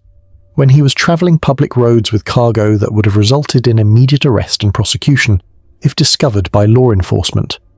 The back roads and farm paths that connected the cemetery to his property became familiar routes that he traveled only during the darkest hours of the night, when the likelihood of encountering other people was minimal and the chances of completing his journeys unobserved were greatest. The basement of the Gein farmhouse became the primary location for Ed's initial processing and examination of the human remains that he acquired through his cemetery expeditions, providing him with the privacy and working space necessary for activities that would have horrified any normal person who might have accidentally discovered them. The root cellar that Augusta had used for storing preserved foods became a workshop where her son learned techniques for preserving human flesh and bone that served purposes far removed from anything that she could have imagined when she taught him the domestic skills that he was now applying to such horrifying ends. The psychological satisfaction that Ed derived from his grave robbing activities provided temporary relief from the loneliness and grief that had dominated his existence since his mother's death, but it also created appetites and interests that could not be satisfied through occasional expeditions to recover already decomposed remains. The partially preserved corpses that he acquired from the cemetery were unsatisfactory in ways that became increasingly apparent as his experience with dead human flesh expanded and his understanding of what he wanted from such materials became more sophisticated and demanding. The transition from grave robbing to murder was not immediate or sudden, but represented the logical progression of interests and activities that had been awakened by his initial cemetery expeditions and nurtured by months of experimentation with human remains that had proven inadequate for the purposes he had in mind. The dead women who lay buried in Plainfield Cemetery had provided him with his first opportunities to explore subjects that his mother's teachings had made forbidden during her lifetime, but they had also demonstrated the limitations of working with materials that had already been compromised by death and decomposition. The midnight expeditions to the cemetery continued for nearly 2 years, providing Ed with a comprehensive education in the handling and preservation of human remains, while gradually convincing him that his activities would need to evolve in directions that would allow him to acquire fresher and more suitable materials for the projects that were beginning to take shape in his increasingly disturbed imagination. The seeds of murder had been planted during those long nights among the graves, and they were beginning to sprout in ways that would eventually transform him from a mere grave robber into something far more dangerous and systematically evil. The cemetery had taught him everything he needed to know about the practical aspects of dealing with dead human flesh, but it had also revealed the limitations of working with materials that were already deteriorated beyond the point where they could serve the ultimate purposes he had in mind. The next phase of his education would require living subjects who could be killed at the optimal moment, and processed while their remains were still fresh enough to meet the increasingly sophisticated standards that his developing obsessions demanded. Chapter 8. The Harvest of Horror. By the autumn of 1948, the basement of the Gein farmhouse had been transformed into something that existed beyond every boundary of civilized human experience. A workshop where the distinction between life and death had been systematically eliminated through activities that combined the practical skills of a rural butcher with the obsessive dedication of an artist whose medium was human flesh and whose inspiration was the twisted love he bore for his dead mother. What Ed had created in that subterranean chamber was not simply a place where he processed the remains of his cemetery expeditions, but a laboratory where he conducted experiments in preservation and craftsmanship that served purposes known only to the damaged psyche that Augusta's teachings had shaped during his formative years. The techniques that Ed developed for working with human remains were learned through trial and error, combining methods he had observed during livestock butchering with innovations that were uniquely his own, designed to serve purposes that no conventional education could have prepared him for. The root cellar that had once stored Augusta's preserved vegetables now contained implements and materials that would have horrified anyone who discovered them. Knives sharpened to surgical precision, chemicals acquired from veterinary suppliers for tanning and preservation, and containers filled with solutions that could transform rotting flesh into materials suitable for the projects that occupied every moment of his increasingly disturbed existence. The furniture that began to appear throughout the farmhouse during this period represented Ed's first successful attempts to transform human remains into functional objects that could serve his domestic needs while honoring his mother's memory in ways that exceeded normal commemorative practices. The chair that had been upholstered with skin carefully removed from female corpses provided him with seating that maintained physical contact with the dead women whose company he craved, while the lampshades constructed from preserved human faces allowed him to surround himself with expressions that could never change or betray the kind of fickleness that Augusta had taught him to expect from living females. But it was the collection of skulls that Ed assembled during this period that revealed the true extent of his psychological transformation from mere grave robber to something that approached artistic genius in its systematic approach to crafting useful objects from human remains. The soup bowls that he carved from craniums were perfectly functional kitchen implements that demonstrated remarkable skill in working with bone, while the cups and drinking vessels that he created showed an attention to detail and aesthetic sensibility that would have been admirable if applied to conventional materials rather than the heads of dead women. The techniques that Ed developed for preserving human skin were among his most innovative achievements, requiring extensive experimentation with chemicals and processes that would maintain the flexibility and appearance of flesh while preventing the decomposition that would have rendered such materials unsuitable for his purposes. The methods he employed were similar to those used in commercial leather production, but modified to accommodate the unique properties of human hide and the specific requirements of projects that no legitimate craftsman had ever attempted. The clothing that Ed constructed from preserved human skin represented perhaps his most psychologically revealing creations, demonstrating the extent to which his mother's teachings about feminine beauty and the dangers of sexual attraction had evolved into obsessions that could only be satisfied through direct physical contact with materials that had once been part of female bodies. The vest that he tailored from the torso skin of multiple victims allowed him to literally wear the femininity that he had been taught to desire but forbidden to pursue, while the masks that he crafted from facial skin provided him with the opportunity to assume the identities of women whose deaths had eliminated the moral dangers that Augusta claimed were inherent in relationships with living females. The woman suit that became Ed's most famous creation was assembled over a period of several months, combining skin harvested from multiple victims to create a complete female costume that he could wear during the nocturnal rituals that provided him with his most intense psychological satisfaction. The suit consisted of a vest crafted from breast and torso skin, leggings constructed from leg hide, and a mask made from the carefully preserved face of a victim whose features had particularly appealed to his aesthetic sensibilities. When worn together, these components transformed him into a crude approximation of the feminine form that his mother's teachings had made simultaneously attractive and forbidden. The psychological purposes served by these grotesque garments went far beyond simple transvestism or sexual gratification to encompass complex attempts to resolve the internal conflicts that Augusta's teachings had created about gender identity, sexual attraction, and the proper relationship between men and women. By literally wearing the skin of dead females, Ed was able to experience femininity without violating his mother's prohibitions against sexual contact with living women, while simultaneously maintaining the kind of complete control over his partners that eliminated any possibility of the betrayal or abandonment that Augusta had taught him to expect from relationships with members of the opposite sex. The dancing that Ed performed while wearing his human skin costumes was conducted in the basement workshop, where most of his activities took place, providing him with privacy for rituals that combined elements of religious ceremony, sexual expression, and artistic performance, in ways that would have been incomprehensible to anyone who had not been shaped by the same combination of psychological damage and creative intelligence that had produced his innovations in working with human materials. These nocturnal performances were conducted by lamplight, with the preserved faces of his victims serving as an audience for displays that honored their memory, while satisfying needs that conventional human relationships could never have fulfilled.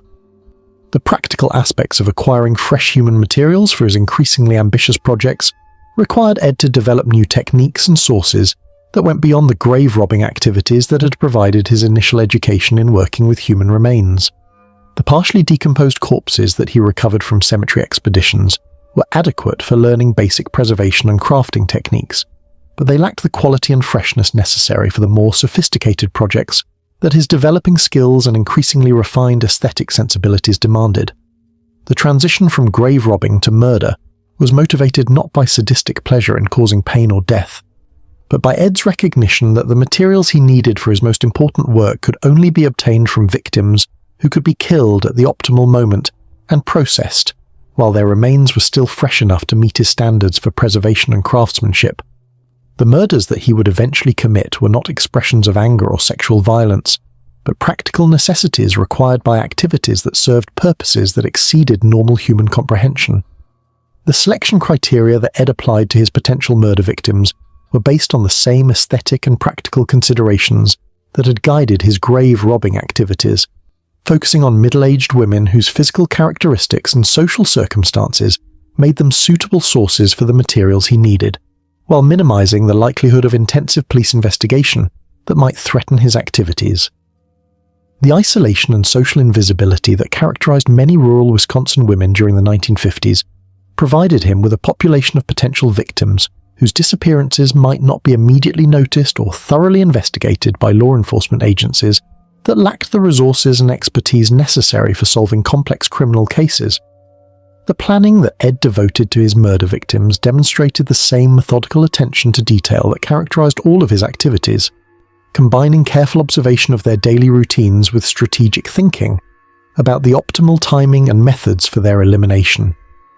The hardware store visits and casual conversations that preceded his attacks were not random encounters but carefully orchestrated reconnaissance missions designed to gather information about his target's schedules, habits, and vulnerabilities that would allow him to strike when the chances of success were greatest and the likelihood of detection was minimal. The basement workshop where Ed processed his murder victims was equipped with implements and facilities that demonstrated remarkable foresight about the requirements of activities that no normal person could have contemplated. The butchering table where he dismembered human bodies was constructed according to specifications that maximized efficiency while minimizing waste, while the preservation equipment that he assembled allowed him to maintain the quality of human materials during the extended periods required for complex crafting projects. The psychological satisfaction that Ed derived from his work with human remains was fundamentally different from the gratification that conventional killers obtained from murder or violence, representing instead a form of artistic fulfillment that combined creative expression with spiritual communion with the dead women whose bodies provided raw materials for projects that served purposes known only to him. The horror that normal people would have felt when confronted with his creations was replaced in Ed's mind by pride in craftsmanship and satisfaction at having found solutions to psychological needs that conventional human relationships could never have addressed. The collection of preserved body parts that Ed accumulated in his basement represented a comprehensive catalogue of human anatomy that would have impressed medical students with its thoroughness and attention to detail, though the purposes for which these materials were being preserved exceeded anything that legitimate scientific study could have justified. Hearts, livers, and other organs were maintained in chemical solutions that prevented decomposition while preserving their structural integrity, while bones were cleaned and prepared for use in projects that combined functional utility with decorative beauty. The gradual expansion of Ed's activities from simple grave robbing to sophisticated craftsmanship using human materials represented an evolution in both his technical skills and his psychological needs, creating a self-reinforcing cycle where each successful project increased his confidence while simultaneously raising his standards for future work. The basement workshop that had begun as a place for basic preservation and storage had become a manufacturing facility, where human bodies were systematically converted into objects that served both practical and spiritual purposes in ways that no conventional understanding of art or craftsmanship could have encompassed. The harvest of horror that Ed conducted in his basement laboratory was approaching completion, having provided him with both the materials and the techniques necessary for the final phase of his transformation from damaged human being into something that would influence popular culture for generations to come. The skills he had developed and the collection he had assembled were about to be tested in ways that would reveal their true significance to a world that had never imagined such systematic applications of human creativity to purposes that exceeded every boundary of civilized behavior. Chapter 9. Bernice Worden's Last Day. November 16, 1957 dawned grey and bitter over Plainfield, Wisconsin, with a kind of penetrating cold that seemed to seep through layers of clothing and settle deep in the bones, creating conditions that kept most sensible people indoors and provided perfect cover for activities that required privacy and minimal risk of interruption by casual observers. Bernice Worden had awakened that morning with no knowledge that she was living through the final hours of her life, or that her death would serve as the key that would finally unlock the door to America's most shocking criminal discovery and transform a quiet farm town into the center of a media circus that would continue for decades. At 58 years old, Bernice had built a reputation in Plainfield as one of the community's most reliable and hard-working business owners, operating Worden's hardware store with the kind of meticulous attention to customer service and inventory management that had made her establishment an essential resource for farmers, contractors, and homeowners throughout the region. Her store was more than simply a place of business. It served as an informal community center where local residents gathered to discuss weather conditions, crop prices, and the kind of everyday concerns that bound small-town communities together through shared experiences and mutual dependencies. The hardware store that Bernice had inherited from her late husband represented both her primary source of income and her most significant social connection to the broader community, providing her with daily interactions with customers who had known her family for generations and who relied on her knowledge of tools, supplies, and practical solutions to the problems that characterized rural life in mid-20th century Wisconsin. Her reputation for honesty, fair dealing, and genuine concern for her customers' needs had made her one of Plainfield's most respected citizens, someone whose disappearance would be noticed immediately and investigated thoroughly. But it was precisely these qualities, her predictable daily routine, her habit of working alone in the store during certain hours, and her trusting nature when dealing with customers she had known for years, that made Bernice an ideal target for someone whose plans required a victim who could be approached without suspicion, while simultaneously providing access to resources that would be necessary for the activities he had planned for the evening hours when the town would be quiet and his work could proceed without interruption. Ed Gein had been planning Bernice Worden's murder for several weeks, though his preparations had been disguised as the kind of casual interactions with local businesses that characterized his occasional trips to town for supplies and social contact. His visits to the hardware store during the preceding month had allowed him to study Bernice's daily routine, identify the times when she was most likely to be alone in the building, and assess the practical challenges that would be involved in completing his plans without attracting attention from neighbors or passers-by who might remember seeing him in the area. The conversation that Ed had conducted with Bernice during his most recent visit to the store had been carefully designed to establish a legitimate reason for returning on November 16th, when he claimed he would need to purchase antifreeze for his truck before the winter weather made such maintenance essential. The casual nature of this exchange had aroused no suspicion in Bernice's mind, though her son Frank would later remember feeling uncomfortable about Ed's presence in the store and his mother's willingness to engage in extended conversations with someone whose behavior and appearance suggested psychological problems that might make him unpredictable or dangerous. The morning of November 16th had proceeded according to Bernice's normal routine, with the store opening at 8 o'clock to serve customers who needed supplies before beginning their daily work activities. The early hours had been busier than usual, with several contractors purchasing materials for projects that needed to be completed before winter weather made outdoor work impossible, while farmers had stopped by to acquire maintenance supplies for equipment that would be stored during the coming months. But as the afternoon progressed and the stream of customers began to diminish, Bernice found herself increasingly alone in the store during the extended periods between visits from people who needed her services. The isolation that characterized small-town business during the late afternoon hours was a normal part of her daily routine,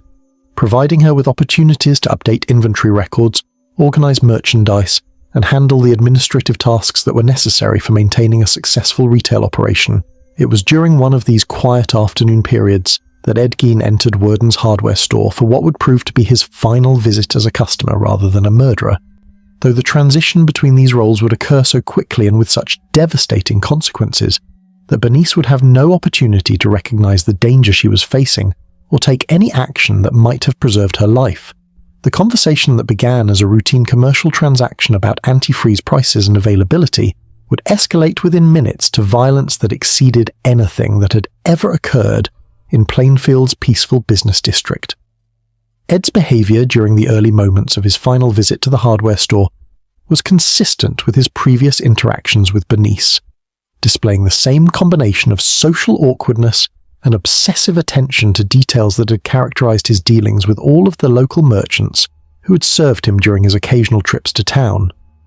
His questions about antifreeze types and prices seemed perfectly reasonable, while his manner and speech patterns showed no obvious signs of the psychological crisis that was building toward explosive expression in the confined space of the store.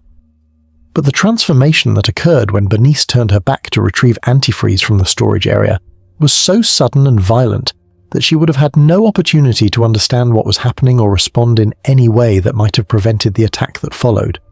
The blow that Ed delivered to her head with a rifle that had been displayed among the store's sporting goods inventory was struck with sufficient force to render her unconscious immediately, eliminating any possibility of resistance or escape while providing him with the unconscious victim that his plans required.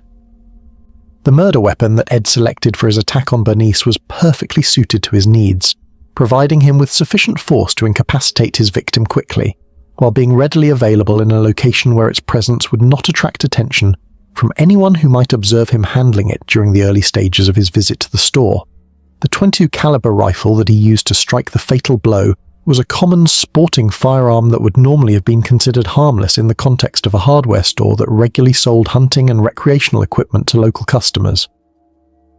The speed with which Ed was able to complete his attack and begin preparing Bernice's body for transport demonstrated the extensive planning that had preceded his visit to the store, revealing that every aspect of his activities had been carefully considered and rehearsed to ensure maximum efficiency during the critical period when detection would have been most likely. The rope that he used to secure her body and the tarpaulin that concealed her remains during transport had been brought to the store specifically for these purposes, indicating that her murder had been premeditated rather than the result of impulse or opportunity. The loading of Bernice's unconscious body into Ed's truck was accomplished with remarkable speed and efficiency, taking advantage of the back entrance to the store that provided access to an alley where his vehicle could be positioned without being visible from the main street where passing pedestrians or motorists might have observed his activities. The timing of the abduction coincided with the period of the late afternoon when most of Plainfield's residents were concluding their business activities and returning to their homes, creating optimal conditions for transportation of his victim without detection. The drive from Worden's hardware store to the Gein farmhouse was conducted along back roads that Ed had selected specifically because they provided the most direct route while minimizing exposure to traffic or populated areas where his truck might be observed and remembered by witnesses who could later provide information to law enforcement investigators. The familiarity with rural Wisconsin roads that had been acquired during decades of living in the area served him well during this critical phase of his activities, when detection would have resulted in immediate arrest and prosecution. The arrival at the Gein farmhouse marked the beginning of the final phase of Ed's activities on November 16, 1957, as he prepared to process his victim according to techniques that had been perfected during years of experimentation with human remains acquired through grave robbing and his previous murder of Mary Hogan 3 years earlier. The shed attached to the farmhouse had been prepared specifically for this purpose, equipped with the tools and facilities necessary for the butchering and preservation work that would transform Bernice Worden from a living human being into raw materials for projects that serve purposes known only to her killer.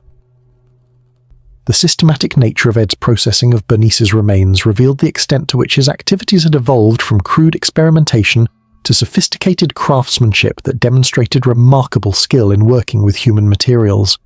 The precision with which he field-dressed her body was comparable to professional butchering techniques, while the care he took to preserve certain organs and body parts showed planning that extended far beyond the immediate requirements of concealing evidence of his crime. The psychological satisfaction that Ed derived from his work with Bernice's remains was fundamentally different from the gratification that conventional murderers obtained from killing, representing instead a form of creative fulfillment that combined practical utility with spiritual communion with his victim.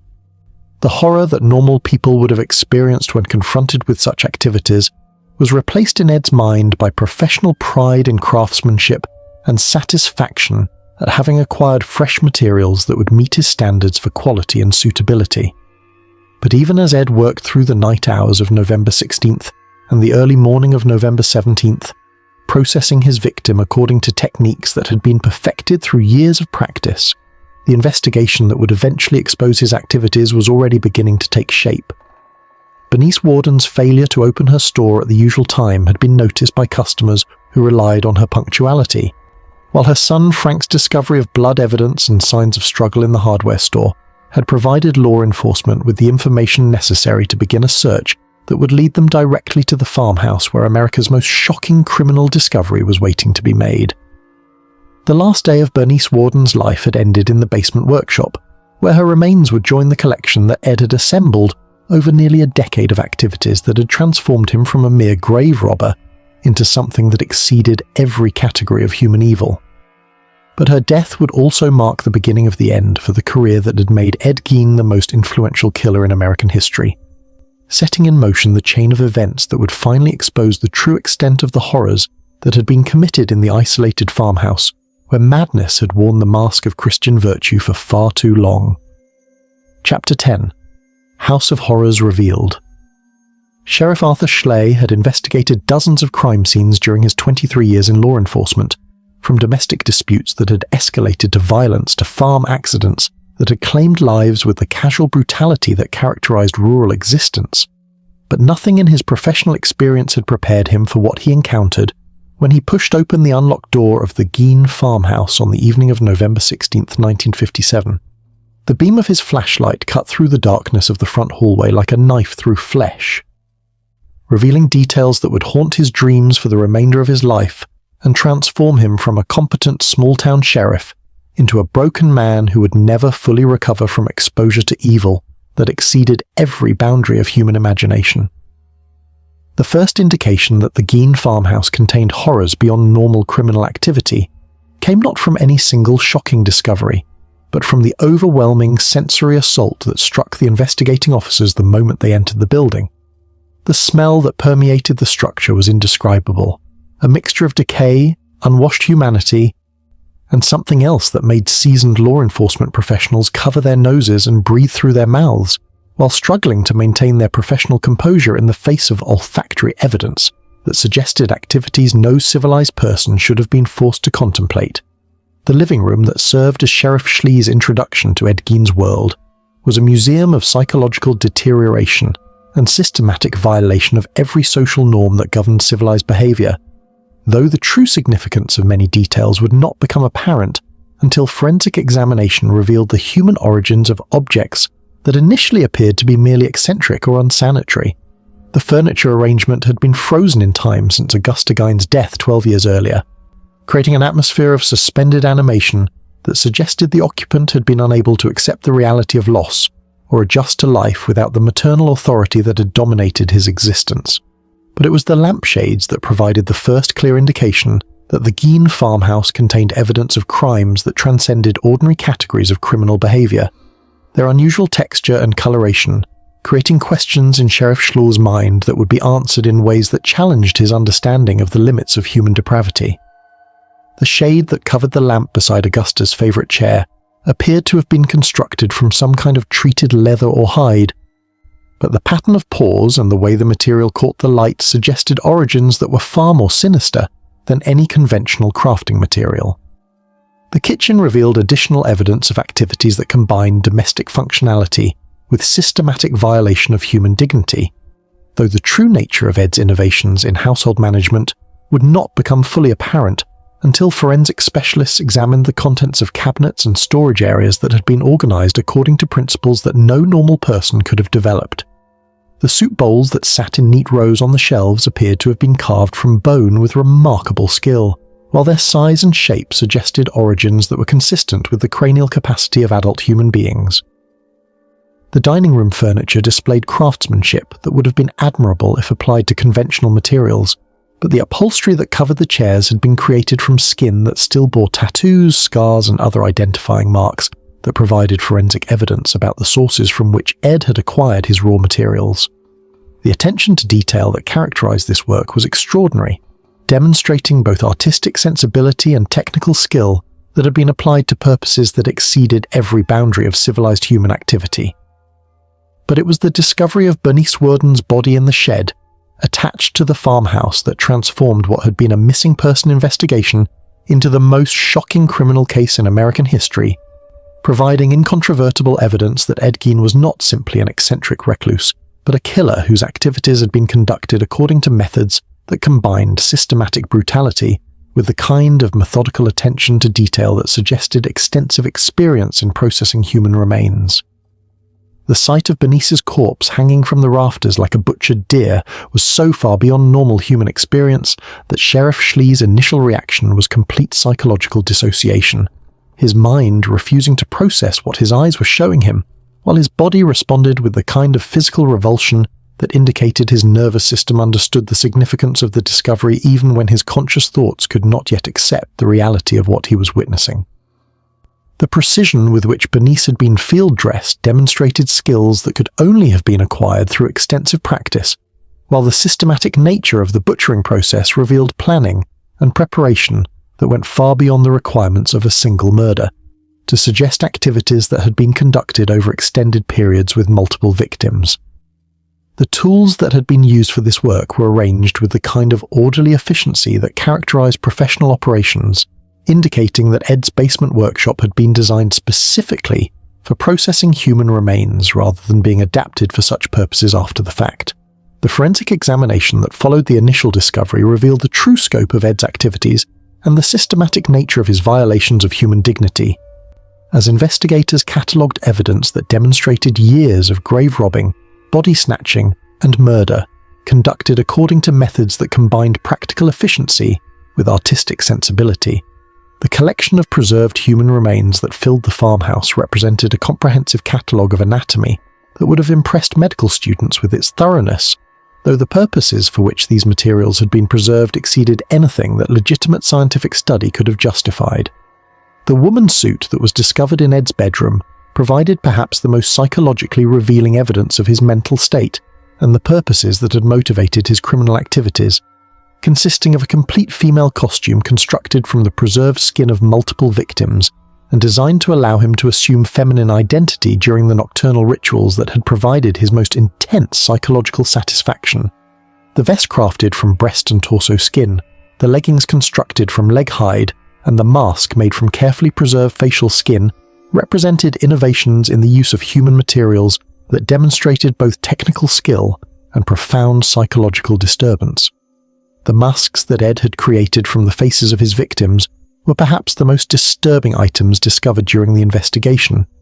revealing his desire to literally wear the identities of dead women while simultaneously preserving their likenesses for purposes that went beyond simple commemoration to encompass complex attempts at psychological merger with the deceased. The craftsmanship that characterized these items was extraordinary, demonstrating attention to detail and artistic sensibility that would have been admirable if applied to conventional materials rather than human faces that had been carefully removed and preserved through techniques that required extensive experimentation and practice. The collection of skulls that had been converted into functional household items revealed Ed's ability to transform even the most recognizable human remains into objects that could serve practical purposes while honoring the memory of their original owners in ways that exceeded normal commemorative practices.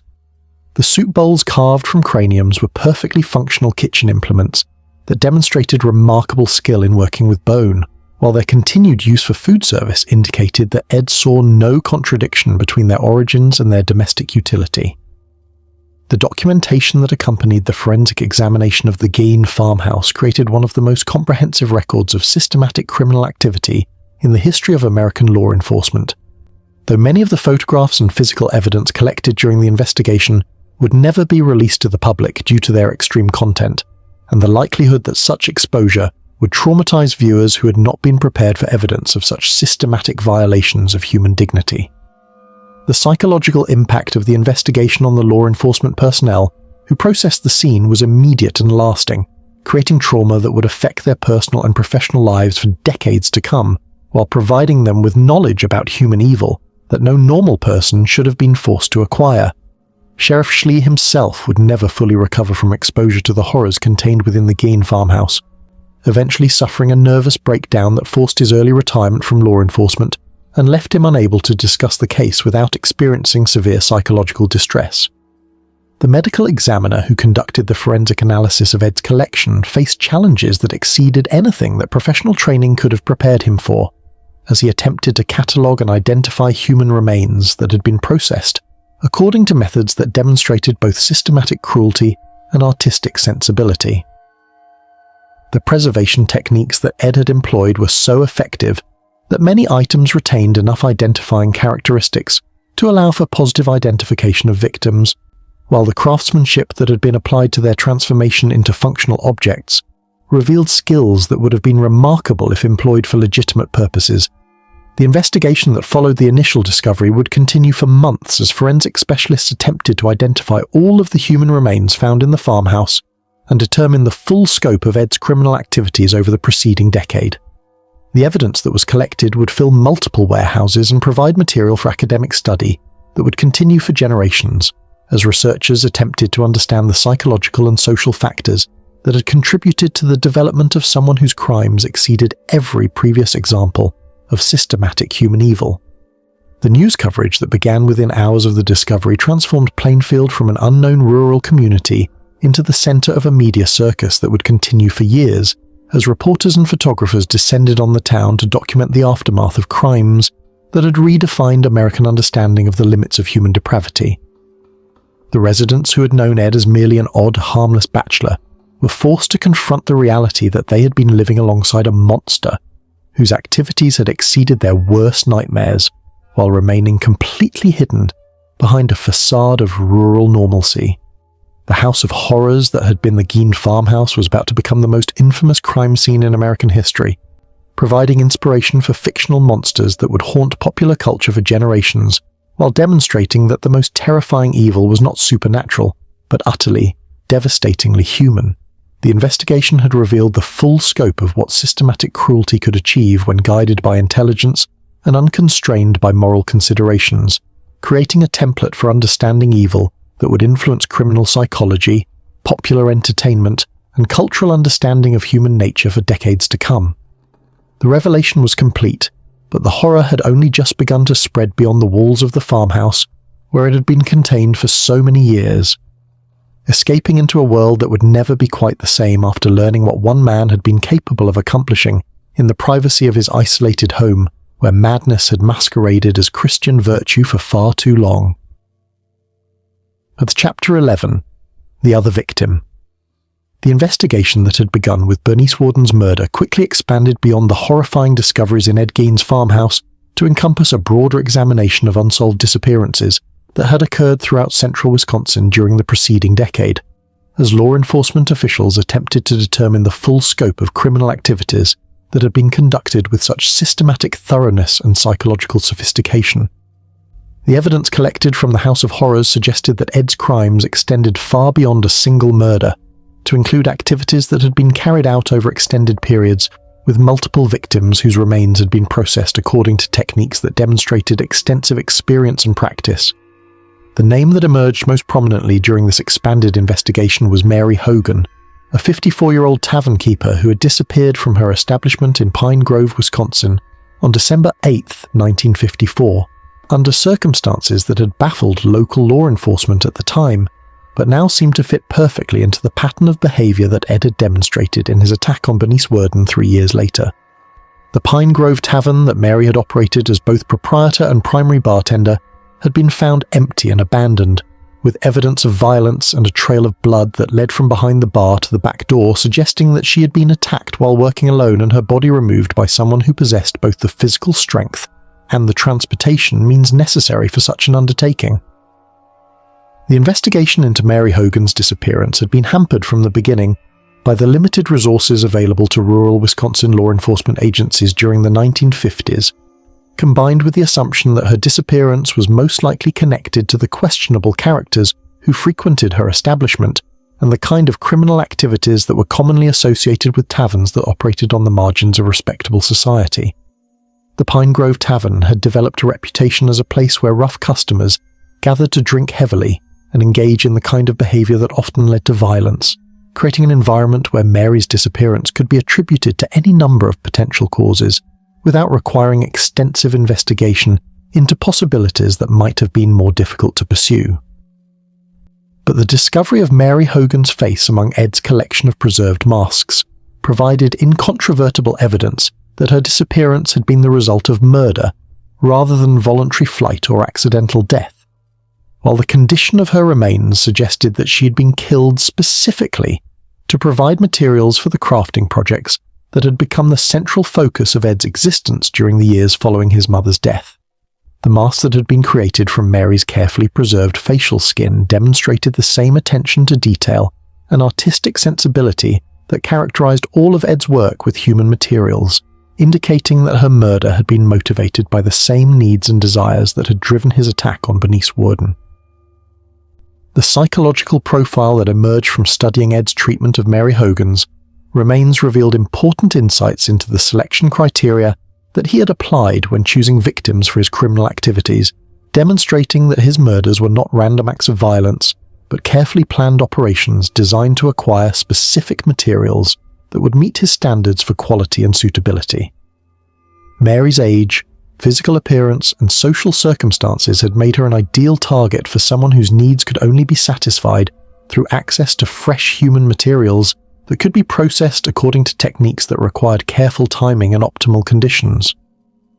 The investigation into Mary Hogan's murder also provided law enforcement with their first clear understanding of Ed's methods and the systematic nature of his approach to killing, as forensic examination of her remains revealed evidence of techniques that had been employed with surgical precision and professional efficiency. The manner in which she had been killed demonstrated knowledge of human anatomy that could have been acquired through extensive study or previous experience, while the processing methods that had been applied to her body showed familiarity with preservation techniques that required both theoretical understanding and practical skill. The Pine Grove Tavern where Mary had been killed became the subject of intensive forensic examination, as investigators attempted to reconstruct the events that had led to her death and determine whether Ed had left any evidence that might provide additional information about his activities or potential connections to other unsolved crimes in the region.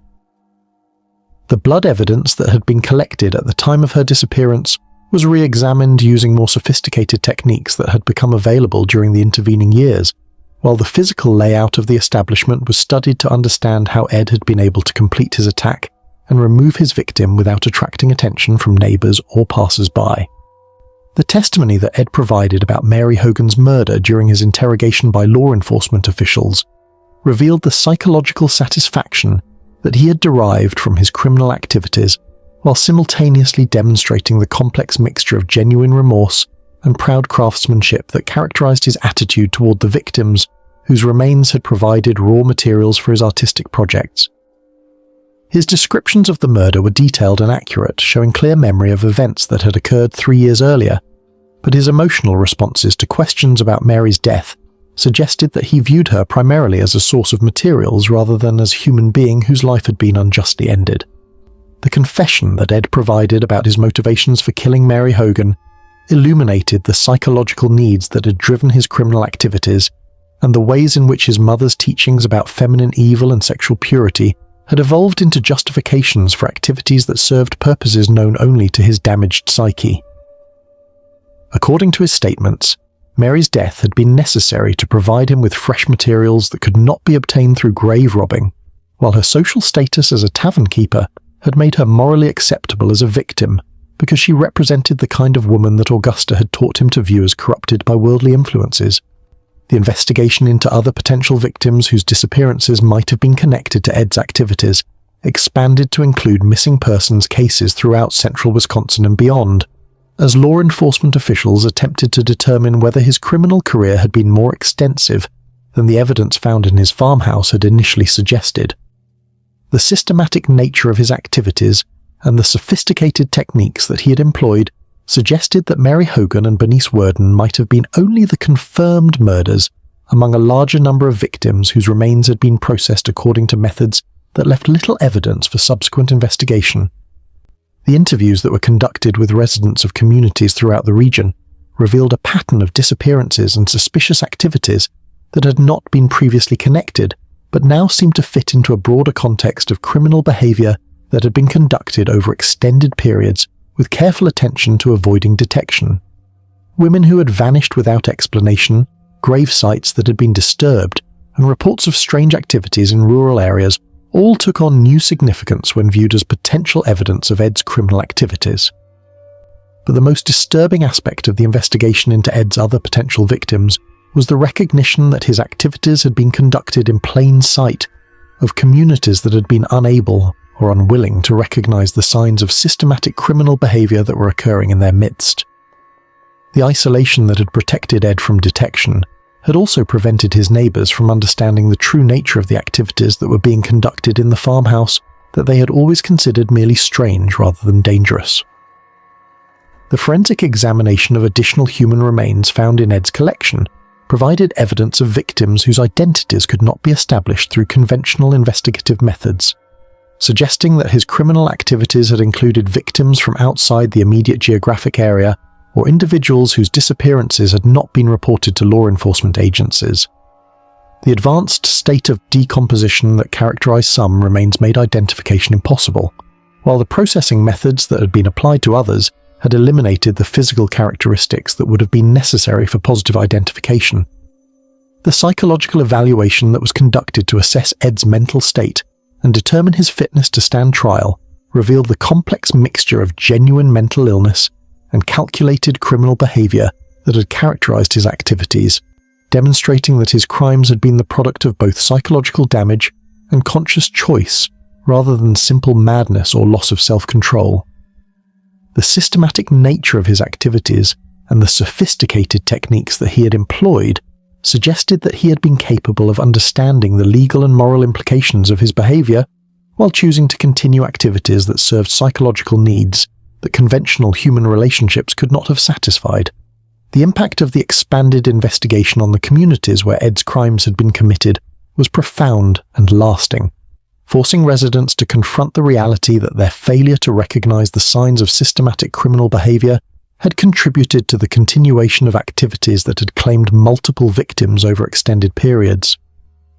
The guilt and self-recrimination that characterized the response of many community members reflected their understanding that earlier intervention might have prevented some of the tragedies that had resulted from Ed's criminal career. The media coverage that accompanied the revelation of additional victims transformed the Ed Gein case from a local crime story into a national phenomenon that would influence popular culture and criminal psychology for generations to come, as reporters and researchers attempted to understand the factors that had contributed to the development of someone whose crimes exceeded every previous example of systematic human evil. The documentation that was produced during this phase of the investigation would provide material for academic study and popular entertainment that would ensure Ed's influence on American culture would continue long after his death. The other victim had been identified, But the investigation had also revealed the existence of additional victims whose identities might never be known, and whose deaths would remain forever connected to the activities that had been conducted in the farmhouse, where madness had masqueraded as Christian virtue, while claiming lives that had been transformed into raw materials for projects that served purposes known only to the twisted genius that Augusta's love had created in the darkness of rural Wisconsin. Chapter 12. The Trial That Wasn't. The courtroom in Washoe County should have been the stage for one of the most sensational criminal trials in American history, where Ed Gein would have been forced to answer for crimes that had redefined public understanding of the limits of human depravity, while providing the legal system with its first opportunity to grapple with questions about criminal responsibility that exceeded every previous category of judicial precedent. Instead, the proceedings that began on January 6, 1958, would demonstrate the inadequacy of conventional legal frameworks for addressing cases where systematic evil had been combined with mental illness in ways that challenged fundamental assumptions about the relationship between madness and moral responsibility. The psychiatric evaluation that had been ordered by the court to determine Ed's competency to stand trial had produced results that were as complex and disturbing as the crimes themselves, revealing a defendant whose mental state defied easy categorization and whose psychological profile combined elements of genuine illness with calculated criminal behavior in ways that made traditional legal determinations about sanity and responsibility virtually impossible to apply. The team of psychiatrists who examined Ed during the months following his arrest had encountered a subject whose responses to their questions suggested both profound psychological damage and retained capacity for logical thought and moral reasoning. Dr. George Arndt, the chief psychiatrist assigned to evaluate Ed's mental condition, had spent decades working with criminal defendants whose psychological problems had raised questions about their fitness to stand trial, but the Gein case presented challenges that exceeded anything in his professional experience. The defendant who sat across from him during their interview sessions was simultaneously childlike and sophisticated, displaying genuine remorse for his victims while describing his criminal activities with the kind of technical pride that suggested he viewed his crimes as artistic achievements rather than moral failures. The conversations that Dr. Arndt conducted with Ed revealed the extent to which his mother's religious teachings had provided psychological justification for activities that violated every social and legal norm, creating a moral framework that allowed him to view his crimes as necessary responses to spiritual needs that conventional human relationships could not have satisfied. Ed's explanations for his behavior were internally consistent and logically structured, demonstrating retained capacity for rational thought, while simultaneously revealing belief systems that had been shaped by decades of psychological abuse and social isolation. "I never meant to hurt anyone," Ed would explain during these sessions, his voice carrying the same tone of helpless confusion that had characterized his interactions with law enforcement officials following his arrest. "Mother always taught me that the dead were pure, that they had been cleansed of all the corruption and wickedness that infects the living. I was lonely after she died, and I needed companionship. But she had warned me about the dangers of relationships with living women. The dead couldn't lie to me or betray me or lead me into temptation the way that living women would."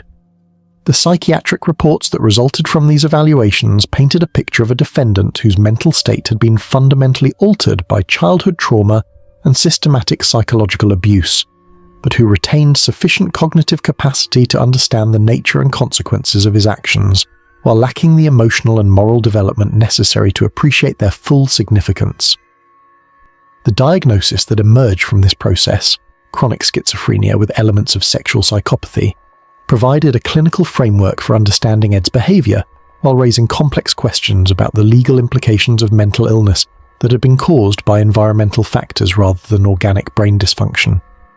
The legal proceedings that followed the psychiatric evaluation demonstrated the inadequacy of Wisconsin's criminal justice system for dealing with cases that combined heinous crimes with genuine mental illness, as prosecutors, defense attorneys, and judicial officials struggled to apply legal standards that had been designed for conventional criminal cases to circumstances that exceeded every existing precedent. The determination that Ed was mentally incompetent to stand trial eliminated the possibility of the sensational courtroom drama that the media and public had been anticipating, while creating new questions about how the legal system should respond to criminals whose mental illness did not eliminate their dangerousness to society. The commitment proceedings that resulted in Ed's transfer to the Mendota Mental Health Institute near Madison represented a compromise solution that satisfied neither the demands for justice that had been expressed by victims' families and community members, nor the treatment requirements that mental health professionals believed were necessary for someone whose psychological problems were as severe and complex as Ed's had proven to be. The maximum security facility where he would spend the next decade of his life was designed to house defendants who were too dangerous for conventional mental health treatment, but too mentally ill for traditional imprisonment. The daily routine that Ed established at Mendota reflected the same obsessive attention to detail and systematic approach to activities that had characterized his criminal behavior.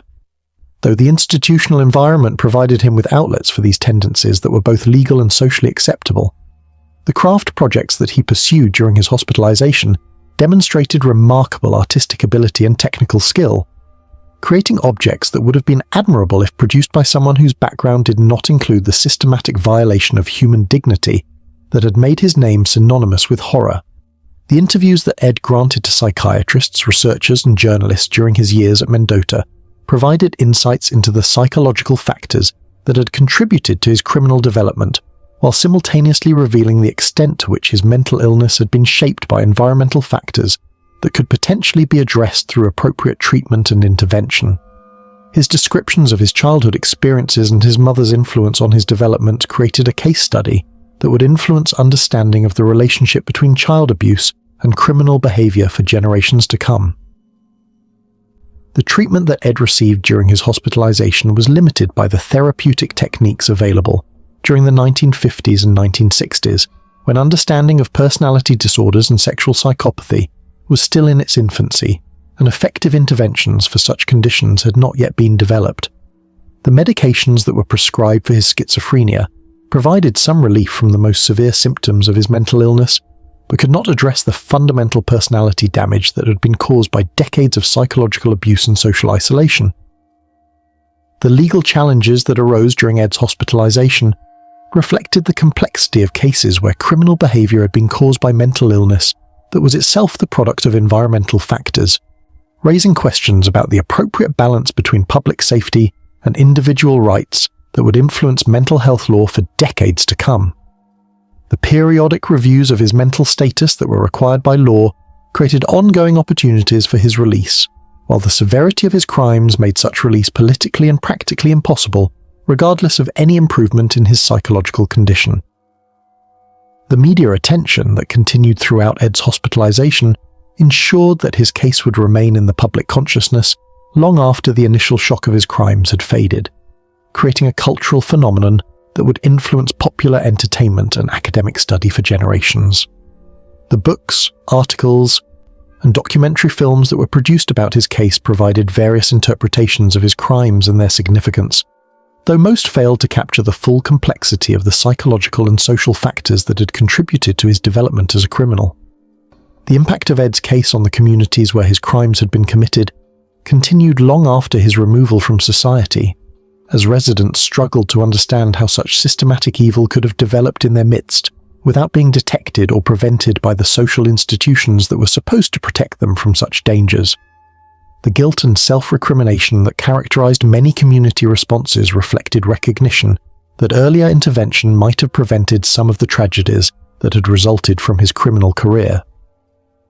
The academic study that Ed's case inspired contributed to significant advances in understanding the relationship between childhood trauma and criminal behavior, while also highlighting the limitations of existing therapeutic approaches for treating individuals whose psychological damage had been as severe and extensive as his had proven to be.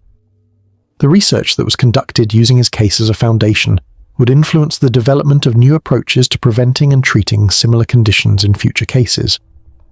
The trial that wasn't had nevertheless provided society with valuable insights into the nature of evil and the factors that could contribute to its development, while also demonstrating the challenges that legal and mental health systems faced when confronting cases that exceeded existing categories and conventional approaches to treatment and punishment.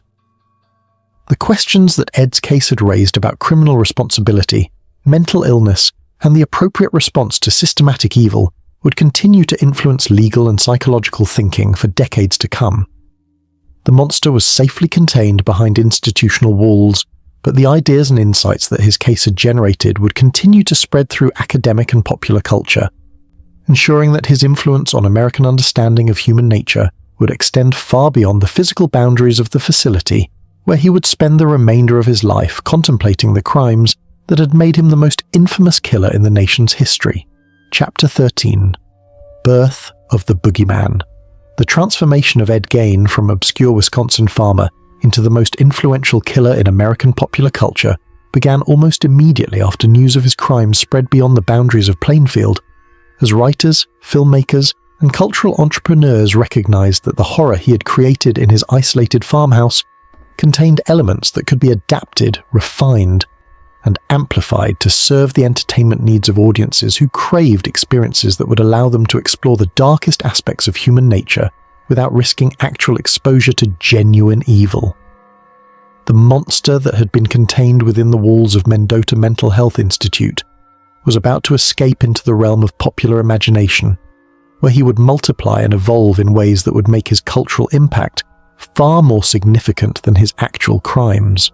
Robert Bloch was working as a freelance writer in Wisconsin when news of the Gein discoveries reached him through local newspaper coverage that provided enough detail about the crimes to spark his imagination while leaving sufficient gaps in the narrative to allow for the kind of creative interpretation that would transform factual horror into fictional entertainment. The author, who had built his reputation writing supernatural horror stories for pulp magazines, recognized immediately that Ed's crimes contained psychological elements that were far more terrifying than any ghost or vampire because they demonstrated what real human beings could accomplish when the normal restraints of civilization were removed. The novel that Bloch began writing in 1958, inspired by the Ed Gein case but transformed through literary alchemy into something that would prove even more culturally influential than the original crimes, would introduce the world to Norman Bates, a character whose relationship with his deceased mother would echo Ed's psychological profile while translating the specific details of his Wisconsin horrors into a more universal exploration of maternal obsession and sexual psychopathy. Psycho would become more than simply a successful novel. It would establish the template for psychological horror that would influence American popular culture for generations to come. The genius of Bloch's adaptation lay not in his faithful reproduction of Ed's actual crimes, but in his ability to extract the essential psychological elements that had made those crimes so disturbing and embed them within a narrative structure that could reach audiences who would never have sought out factual accounts of the Gein case. Norman Bates was simultaneously more and less frightening than Ed Gein himself, more accessible as a character because his madness was presented within familiar literary conventions, but less horrifying because his fictional nature provided psychological safety that insulated readers from the full impact of confronting genuine evil. The success of Alfred Hitchcock's 1960 film adaptation of Psycho ensured that Ed Gein's psychological profile would reach audiences throughout the world, though most viewers would never understand the connection between the fictional Norman Bates and the real killer whose crimes had inspired the character. The shower scene that became one of cinema's most famous sequences translated Ed's systematic violation of feminine vulnerability into a moment of pure cinematic terror that captured the essence of his crimes while making them palatable for mass consumption. But it was the creation of Leatherface, the chainsaw-wielding monster at the center of Tobe Hooper's 1974 film, The Texas Chainsaw Massacre, that would provide perhaps the most direct and faithful adaptation of Ed Gein's actual methods and psychological profile. The character, who wore masks made from human skin and lived in a house decorated with furniture crafted from human remains, was clearly inspired by the discoveries made in the Gein farmhouse, though the setting was transplanted to rural Texas, and the psychological complexity of Ed's actual motivations was simplified into more straightforward slasher movie conventions. The impact of The Texas Chainsaw Massacre on popular culture was immediate and profound, introducing audiences to imagery and concepts that were drawn directly from Ed's crimes, while presenting them within a fictional framework that allowed for the kind of visceral reaction that factual accounts of his activities might have been too disturbing to produce. The film's success demonstrated that there was a significant audience for entertainment that pushed the boundaries of acceptable content while providing experiences that would have been impossible to achieve through conventional horror narratives. The third major fictional adaptation of Ed Gein's crimes would come through Thomas Harris's creation of Buffalo Bill, the serial killer whose methods and motivations in The Silence of the Lambs were clearly inspired by Ed's activities, but refined through literary sophistication that transformed crude psychological horror into something approaching high art. The character who skinned his female victims to create a woman's suit was engaged in activities that were virtually identical to those that had been discovered in the Gein farmhouse, but the psychological exploration that Harris provided gave these activities a cultural significance that exceeded their original context. The success of The Silence of the Lambs as both novel and film ensured that Ed Gein's influence on popular culture would extend far beyond the horror genre to encompass serious literary fiction and mainstream entertainment,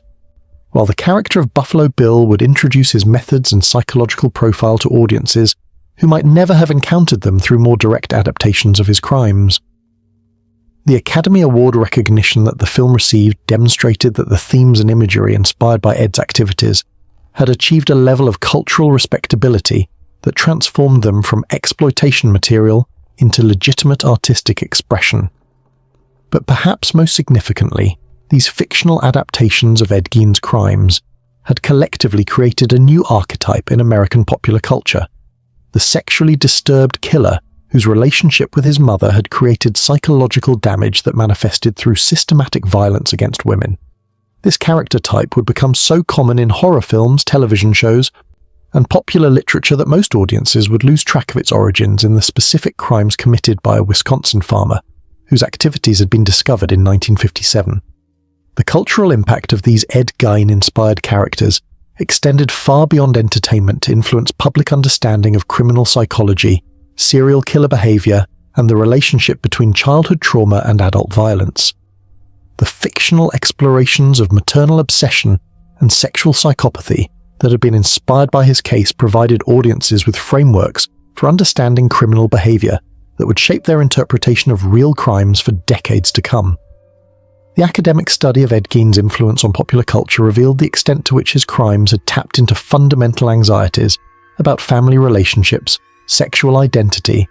and the thin boundary between civilization and savagery that characterized American society during the second half of the 20th century. The resonance that his story found in popular culture suggested that his psychological profile and criminal methods had struck a nerve that went far deeper than simple fascination with violent crime to encompass broader concerns about the stability of social institutions and the reliability of conventional moral guidelines. The merchandising and commercialization that surrounded the fictional characters, inspired by Ed's crimes, created a bizarre situation where the profits generated by entertainment products based on his activities far exceeded any economic impact that his actual crimes had produced. The success of movies, books, toys, and other products that drew inspiration from his methods demonstrated that American capitalism was capable of transforming even the most horrific criminal activities into profitable entertainment experiences. The international spread of Ed Gein-inspired entertainment ensured that his influence on popular culture would extend far beyond American borders to affect understanding of criminal behavior and psychological horror throughout the world.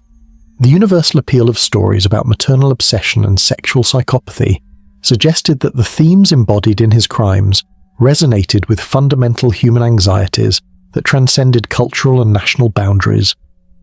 The evolution of the Ed Gein legend through multiple fictional adaptations had created a situation where the cultural impact of his crimes far exceeded their immediate consequences, transforming a series of isolated criminal acts into a continuing influence on popular entertainment that would shape public understanding of evil for generations to come. The monster who had been created in the Wisconsin farmhouse had spawned offspring that would continue to terrify and fascinate audiences long after the original crimes had been forgotten by all but academic specialists and true crime enthusiasts. The boogeyman had been born, but unlike traditional monsters whose power diminished over time, the creatures inspired by Ed Gein's crimes would continue to evolve and multiply, ensuring that his influence on American culture would prove to be far more lasting and significant than anyone could have predicted when Sheriff Schlee first pushed open the door of the farmhouse, where horror had been perfected through years of systematic violation of every boundary that separated civilization from chaos. The birth was complete, but the offspring would continue to reproduce and spread, carrying with them the essential DNA of evil that had been first isolated and identified in the basement workshop, where Ed Gein had learned to transform human beings into raw materials for projects that served purposes known only to the twisted genius that his mother's love had created in the darkness of rural Wisconsin. Chapter 14. The House After Horror. The Gein farmhouse stood empty and abandoned through the winter of 1957-1958, its weathered frame and peeling paint creating a monument to evil that drew curiosity seekers from across the nation who wanted to see for themselves the building where America's most shocking crimes had been committed. The structure that had once been Ed's prison and laboratory now served as an unwilling tourist attraction, though the horrors it had contained were too profound to be contained within its walls, seeping out into the surrounding community like poison from a ruptured container to contaminate everything they touched. The decision about what to do with the farmhouse and its contents created challenges that no American community had ever been forced to confront. As local officials struggled to balance public safety concerns with the morbid curiosity that had transformed Plainfield into a destination for people whose interest in the case exceeded normal bounds of decency and good taste. The building itself had become evidence in the ongoing investigation, requiring preservation until all legal proceedings had been completed, but its continued existence served as a constant reminder of tragedies that the community would have preferred to forget. The auction that was organized to dispose of Ed's personal belongings and household items in March 1958 created a media circus that demonstrated the extent to which his crimes had captured public imagination while revealing disturbing aspects of human nature that were almost as troubling as the original discoveries. The crowd that gathered to bid on items that had been recovered from the House of Horrors included legitimate collectors, sensation seekers, and individuals whose motivations for wanting to own objects associated with such systematic evil raised questions about the psychological impact that the case was having on people who had never been directly affected by Ed's crimes. The bidding that took place during the auction revealed the commercial value that had been created by Ed's notoriety, as ordinary household items commanded prices that far exceeded their practical worth because of their association with activities that had redefined American understanding of criminal behavior. Kitchen utensils, furniture, and personal effects that would normally have been considered worthless became valuable collectibles simply because they had been present in the farmhouse where such systematic horror had been committed. But the most controversial aspect of the auction was the decision to offer for sale items that had been crafted from human remains, creating ethical dilemmas that highlighted the complex relationship between public fascination with criminal evidence and respect for the dignity of victims whose deaths had been exploited for commercial purposes. The skull bowls, skin-covered furniture, and other artifacts that represented Ed's most horrific achievements were ultimately withdrawn from the sale after protests from victims' families and community leaders who argued that such items should be destroyed rather than preserved as macabre souvenirs. The car that Ed had used to transport Bernice Worden's body from her hardware store to his farmhouse became one of the auction's most sought-after items, eventually selling for nearly 3 times its practical value to a carnival operator who planned to display it as part of a traveling exhibition about America's most notorious criminals. The commercial exploitation of evidence from the case created precedents that would influence how similar crimes would be handled by media and entrepreneurs in subsequent cases, establishing patterns of commodification that would transform criminal evidence into entertainment products. The destruction of the Gein farmhouse by fire on March 20th, 1958, officially attributed to unknown arsonists but widely believed to have been the work of local residents who wanted to eliminate the physical reminder of horrors that had occurred in their community, marked the end of the building's existence but not the end of its cultural significance. The structure that had served as Ed's laboratory and the scene of his most horrific achievements was reduced to ashes and charred timber, but the psychological impact of what had occurred within its walls would continue to influence popular culture and criminal psychology for generations to come. The investigation into the fire that destroyed the farmhouse was perfunctory, reflecting the community's relief at the elimination of a landmark that had become synonymous with evil while creating practical problems for law enforcement agencies that were still processing evidence and conducting interviews related to the ongoing criminal case.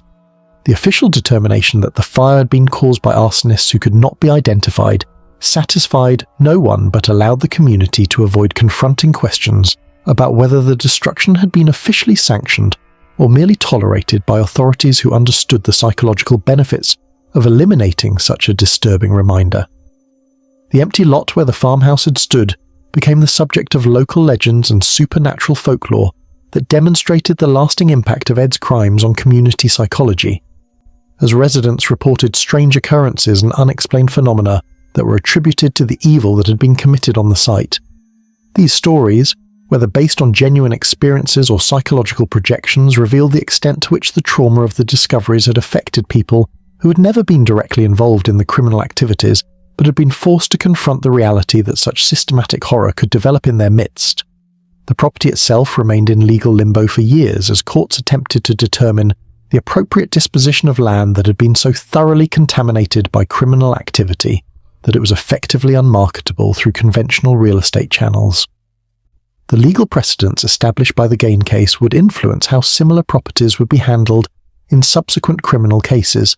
creating frameworks for dealing with real estate that had been irreparably damaged by association with notorious crimes.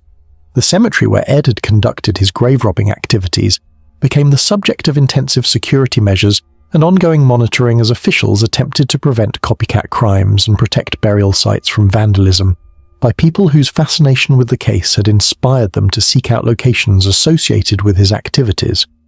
The increased attention that the case had focused on cemetery security revealed vulnerabilities in burial ground protection that had previously been overlooked by law enforcement agencies throughout the region.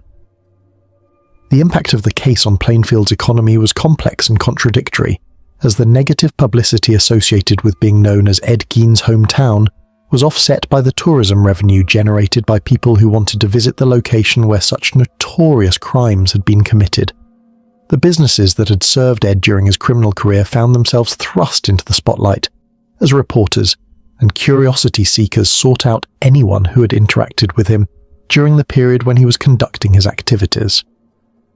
The psychological impact on community members who had known Ed personally was profound and lasting, as they struggled to reconcile their memories of him as merely an odd, harmless bachelor with the reality of crimes that exceeded their worst nightmares, while forcing them to question their ability to recognize dangerous individuals within their own community. The guilt and self-recrimination that characterized many residents' responses reflected their understanding that earlier intervention might have prevented some of the tragedies that had resulted from his criminal career. The media attention that continued long after the initial discoveries had been made ensured that Plainfield would remain associated with the Ed Gein case for generations, creating a permanent stigma that affected property values, business development, and community pride in ways that would influence local culture for decades to come. The transformation of the town from an unknown rural community into a synonym for horror demonstrated the lasting impact that notorious crimes could have on the places where they were committed. The academic study that the case inspired brought researchers from universities throughout the nation to Plainfield as they attempted to understand the social and psychological factors that had contributed to Ed's criminal development, creating a cottage industry of scholarly investigation that would continue for generations while providing the community with both economic benefits and ongoing reminders of its unwanted notoriety. The documentary films, books, and articles that were produced about the case ensured that the story of what had happened in the Gein farmhouse would be preserved and transmitted to future generations, though most of these productions focused on the sensational aspects of the crimes rather than the complex social and psychological factors that had contributed to their occurrence. The commercial success of Ed Gein-related entertainment products demonstrated that American audiences possessed an apparently insatiable appetite for content that explored the darkest aspects of human nature. The house was gone, but its legacy would continue to influence American culture in ways that far exceeded the immediate impact of the crimes that had been committed within its walls. The physical structure had been reduced to ashes, but the psychological and cultural significance of what had occurred there would prove to be indestructible, spreading through popular culture and academic study to ensure that the lessons learned from Ed Gein's activities would continue to shape understanding of criminal behavior and human evil for generations to come. The destruction had been complete, but the creation had been permanent, establishing patterns of cultural influence that would outlive everyone who had been directly involved in the case, while ensuring that the farmhouse where horror had been perfected would continue to exist in the realm of imagination long after its physical form had been eliminated by fire and time. Chapter 15. Legacy of Darkness. July 26, 1984. Arrived at the Mendota Mental Health Institute with the kind of oppressive summer heat that made the brick walls of the maximum security facility seem to radiate accumulated decades of human suffering and institutional neglect. But for Ed Gein, lying in the infirmary bed where he would draw his final breaths, the weather was irrelevant to concerns that had occupied his thoughts during the 27 years he had spent as Wisconsin's most notorious patient. The man who had redefined American understanding of criminal evil was dying of respiratory failure and heart disease, his body finally succumbing to the accumulated damage of 7 decades of existence that had been shaped by psychological trauma, social isolation, and the systematic practice of activities that had exceeded every boundary of civilized human behavior. The death that claimed Ed Gein at the age of 77 was unremarkable in its medical details, representing the kind of gradual physical decline that characterized the final years of many institutionalized patients whose mental illness had removed them from normal social existence, while preserving their lives through decades of medical care and psychiatric treatment. But the cultural significance of his passing would prove to be far more complex than the simple biological fact of mortality, as his death marked the end of a life that had influenced American popular culture in ways that would continue long after his physical presence had been eliminated from the world. The funeral arrangements that were made for Ed's burial reflected the complex legacy that his crimes had created. As officials struggled to balance the practical requirements of disposing of his remains with the security concerns that arose from his continued notoriety and the possibility that his gravesite might become a destination for people whose interest in his case exceeded normal bounds of decency and respect for the dead. The decision to conduct the funeral service in secret and bury him in an unmarked grave was designed to prevent the kind of macabre tourism that had characterized public response to his crimes during his lifetime. The burial that took place in Plainfield Cemetery, ironically the same location where Ed had conducted the grave-robbing activities that had provided his introduction to working with human remains, was attended only by a handful of officials and family members who had maintained minimal contact with him during his years of institutionalization. The cemetery that had served as his hunting ground during the late 1940s now became his final resting place. Though the unmarked nature of his grave ensured that his burial site would not become the kind of shrine that had developed around the graves of other notorious criminals, but even death could not contain the cultural influence that Ed Gein had unleashed through his crimes, as the characters and themes inspired by his activities continued to multiply and evolve in ways that ensured his impact on American popular culture would outlive his physical existence by generations. The fictional monsters that had been created using his psychological profile and criminal methods as templates continued to terrify audiences through movies, television shows, books, and other entertainment products that translated his specific horrors into more general explorations of human evil and psychological dysfunction. The academic study that his case had inspired continued long after his death, as researchers in fields ranging from criminal psychology to popular culture studies found in his life, and crimes a rich source of material for understanding the relationship between childhood trauma, mental illness, and criminal behavior. The theoretical frameworks that had been developed to explain his psychological development and criminal activities would influence approaches to preventing and treating similar conditions for decades to come, while the detailed documentation of his case would provide future generations with comprehensive records of one of the most significant criminal cases in American history. The impact of Ed's crimes on the criminal justice system extended far beyond his individual case to encompass broader changes in how law enforcement agencies investigated serial crimes, how mental health professionals evaluated dangerous patients, and how legal institutions balanced public safety concerns with the rights of individuals whose mental illness had contributed to their criminal behavior. The precedents established by his case would influence the handling of similar cases for generations, while the lessons learned from the investigation of his activities would improve law enforcement capabilities for dealing with crimes that exceeded conventional categories of criminal behavior. The influence of the Ed Gein case on popular understanding of criminal psychology was perhaps even more significant than its impact on academic study and law enforcement practices, as the widespread media coverage and entertainment products inspired by his crimes had introduced millions of Americans to concepts about serial killing, sexual psychopathy, and the relationship between childhood abuse and adult violence that would shape their interpretation of criminal behavior for the remainder of their lives. The cultural education that his case had provided would influence public response to subsequent crimes and criminals in ways that demonstrated the lasting power of individual cases to reshape collective understanding of human nature. The community of Plainfield continued to struggle with the legacy of being known as Ed Gein's hometown long after his death, as new generations of residents were forced to confront the stigma associated with their community's unwanted place in criminal history, while attempting to build normal lives in a location that had become synonymous with horror in the minds of people throughout the world. The economic and psychological impact of this notoriety would continue to influence local development and community identity for generations, creating a permanent reminder of how individual criminal acts could affect entire communities.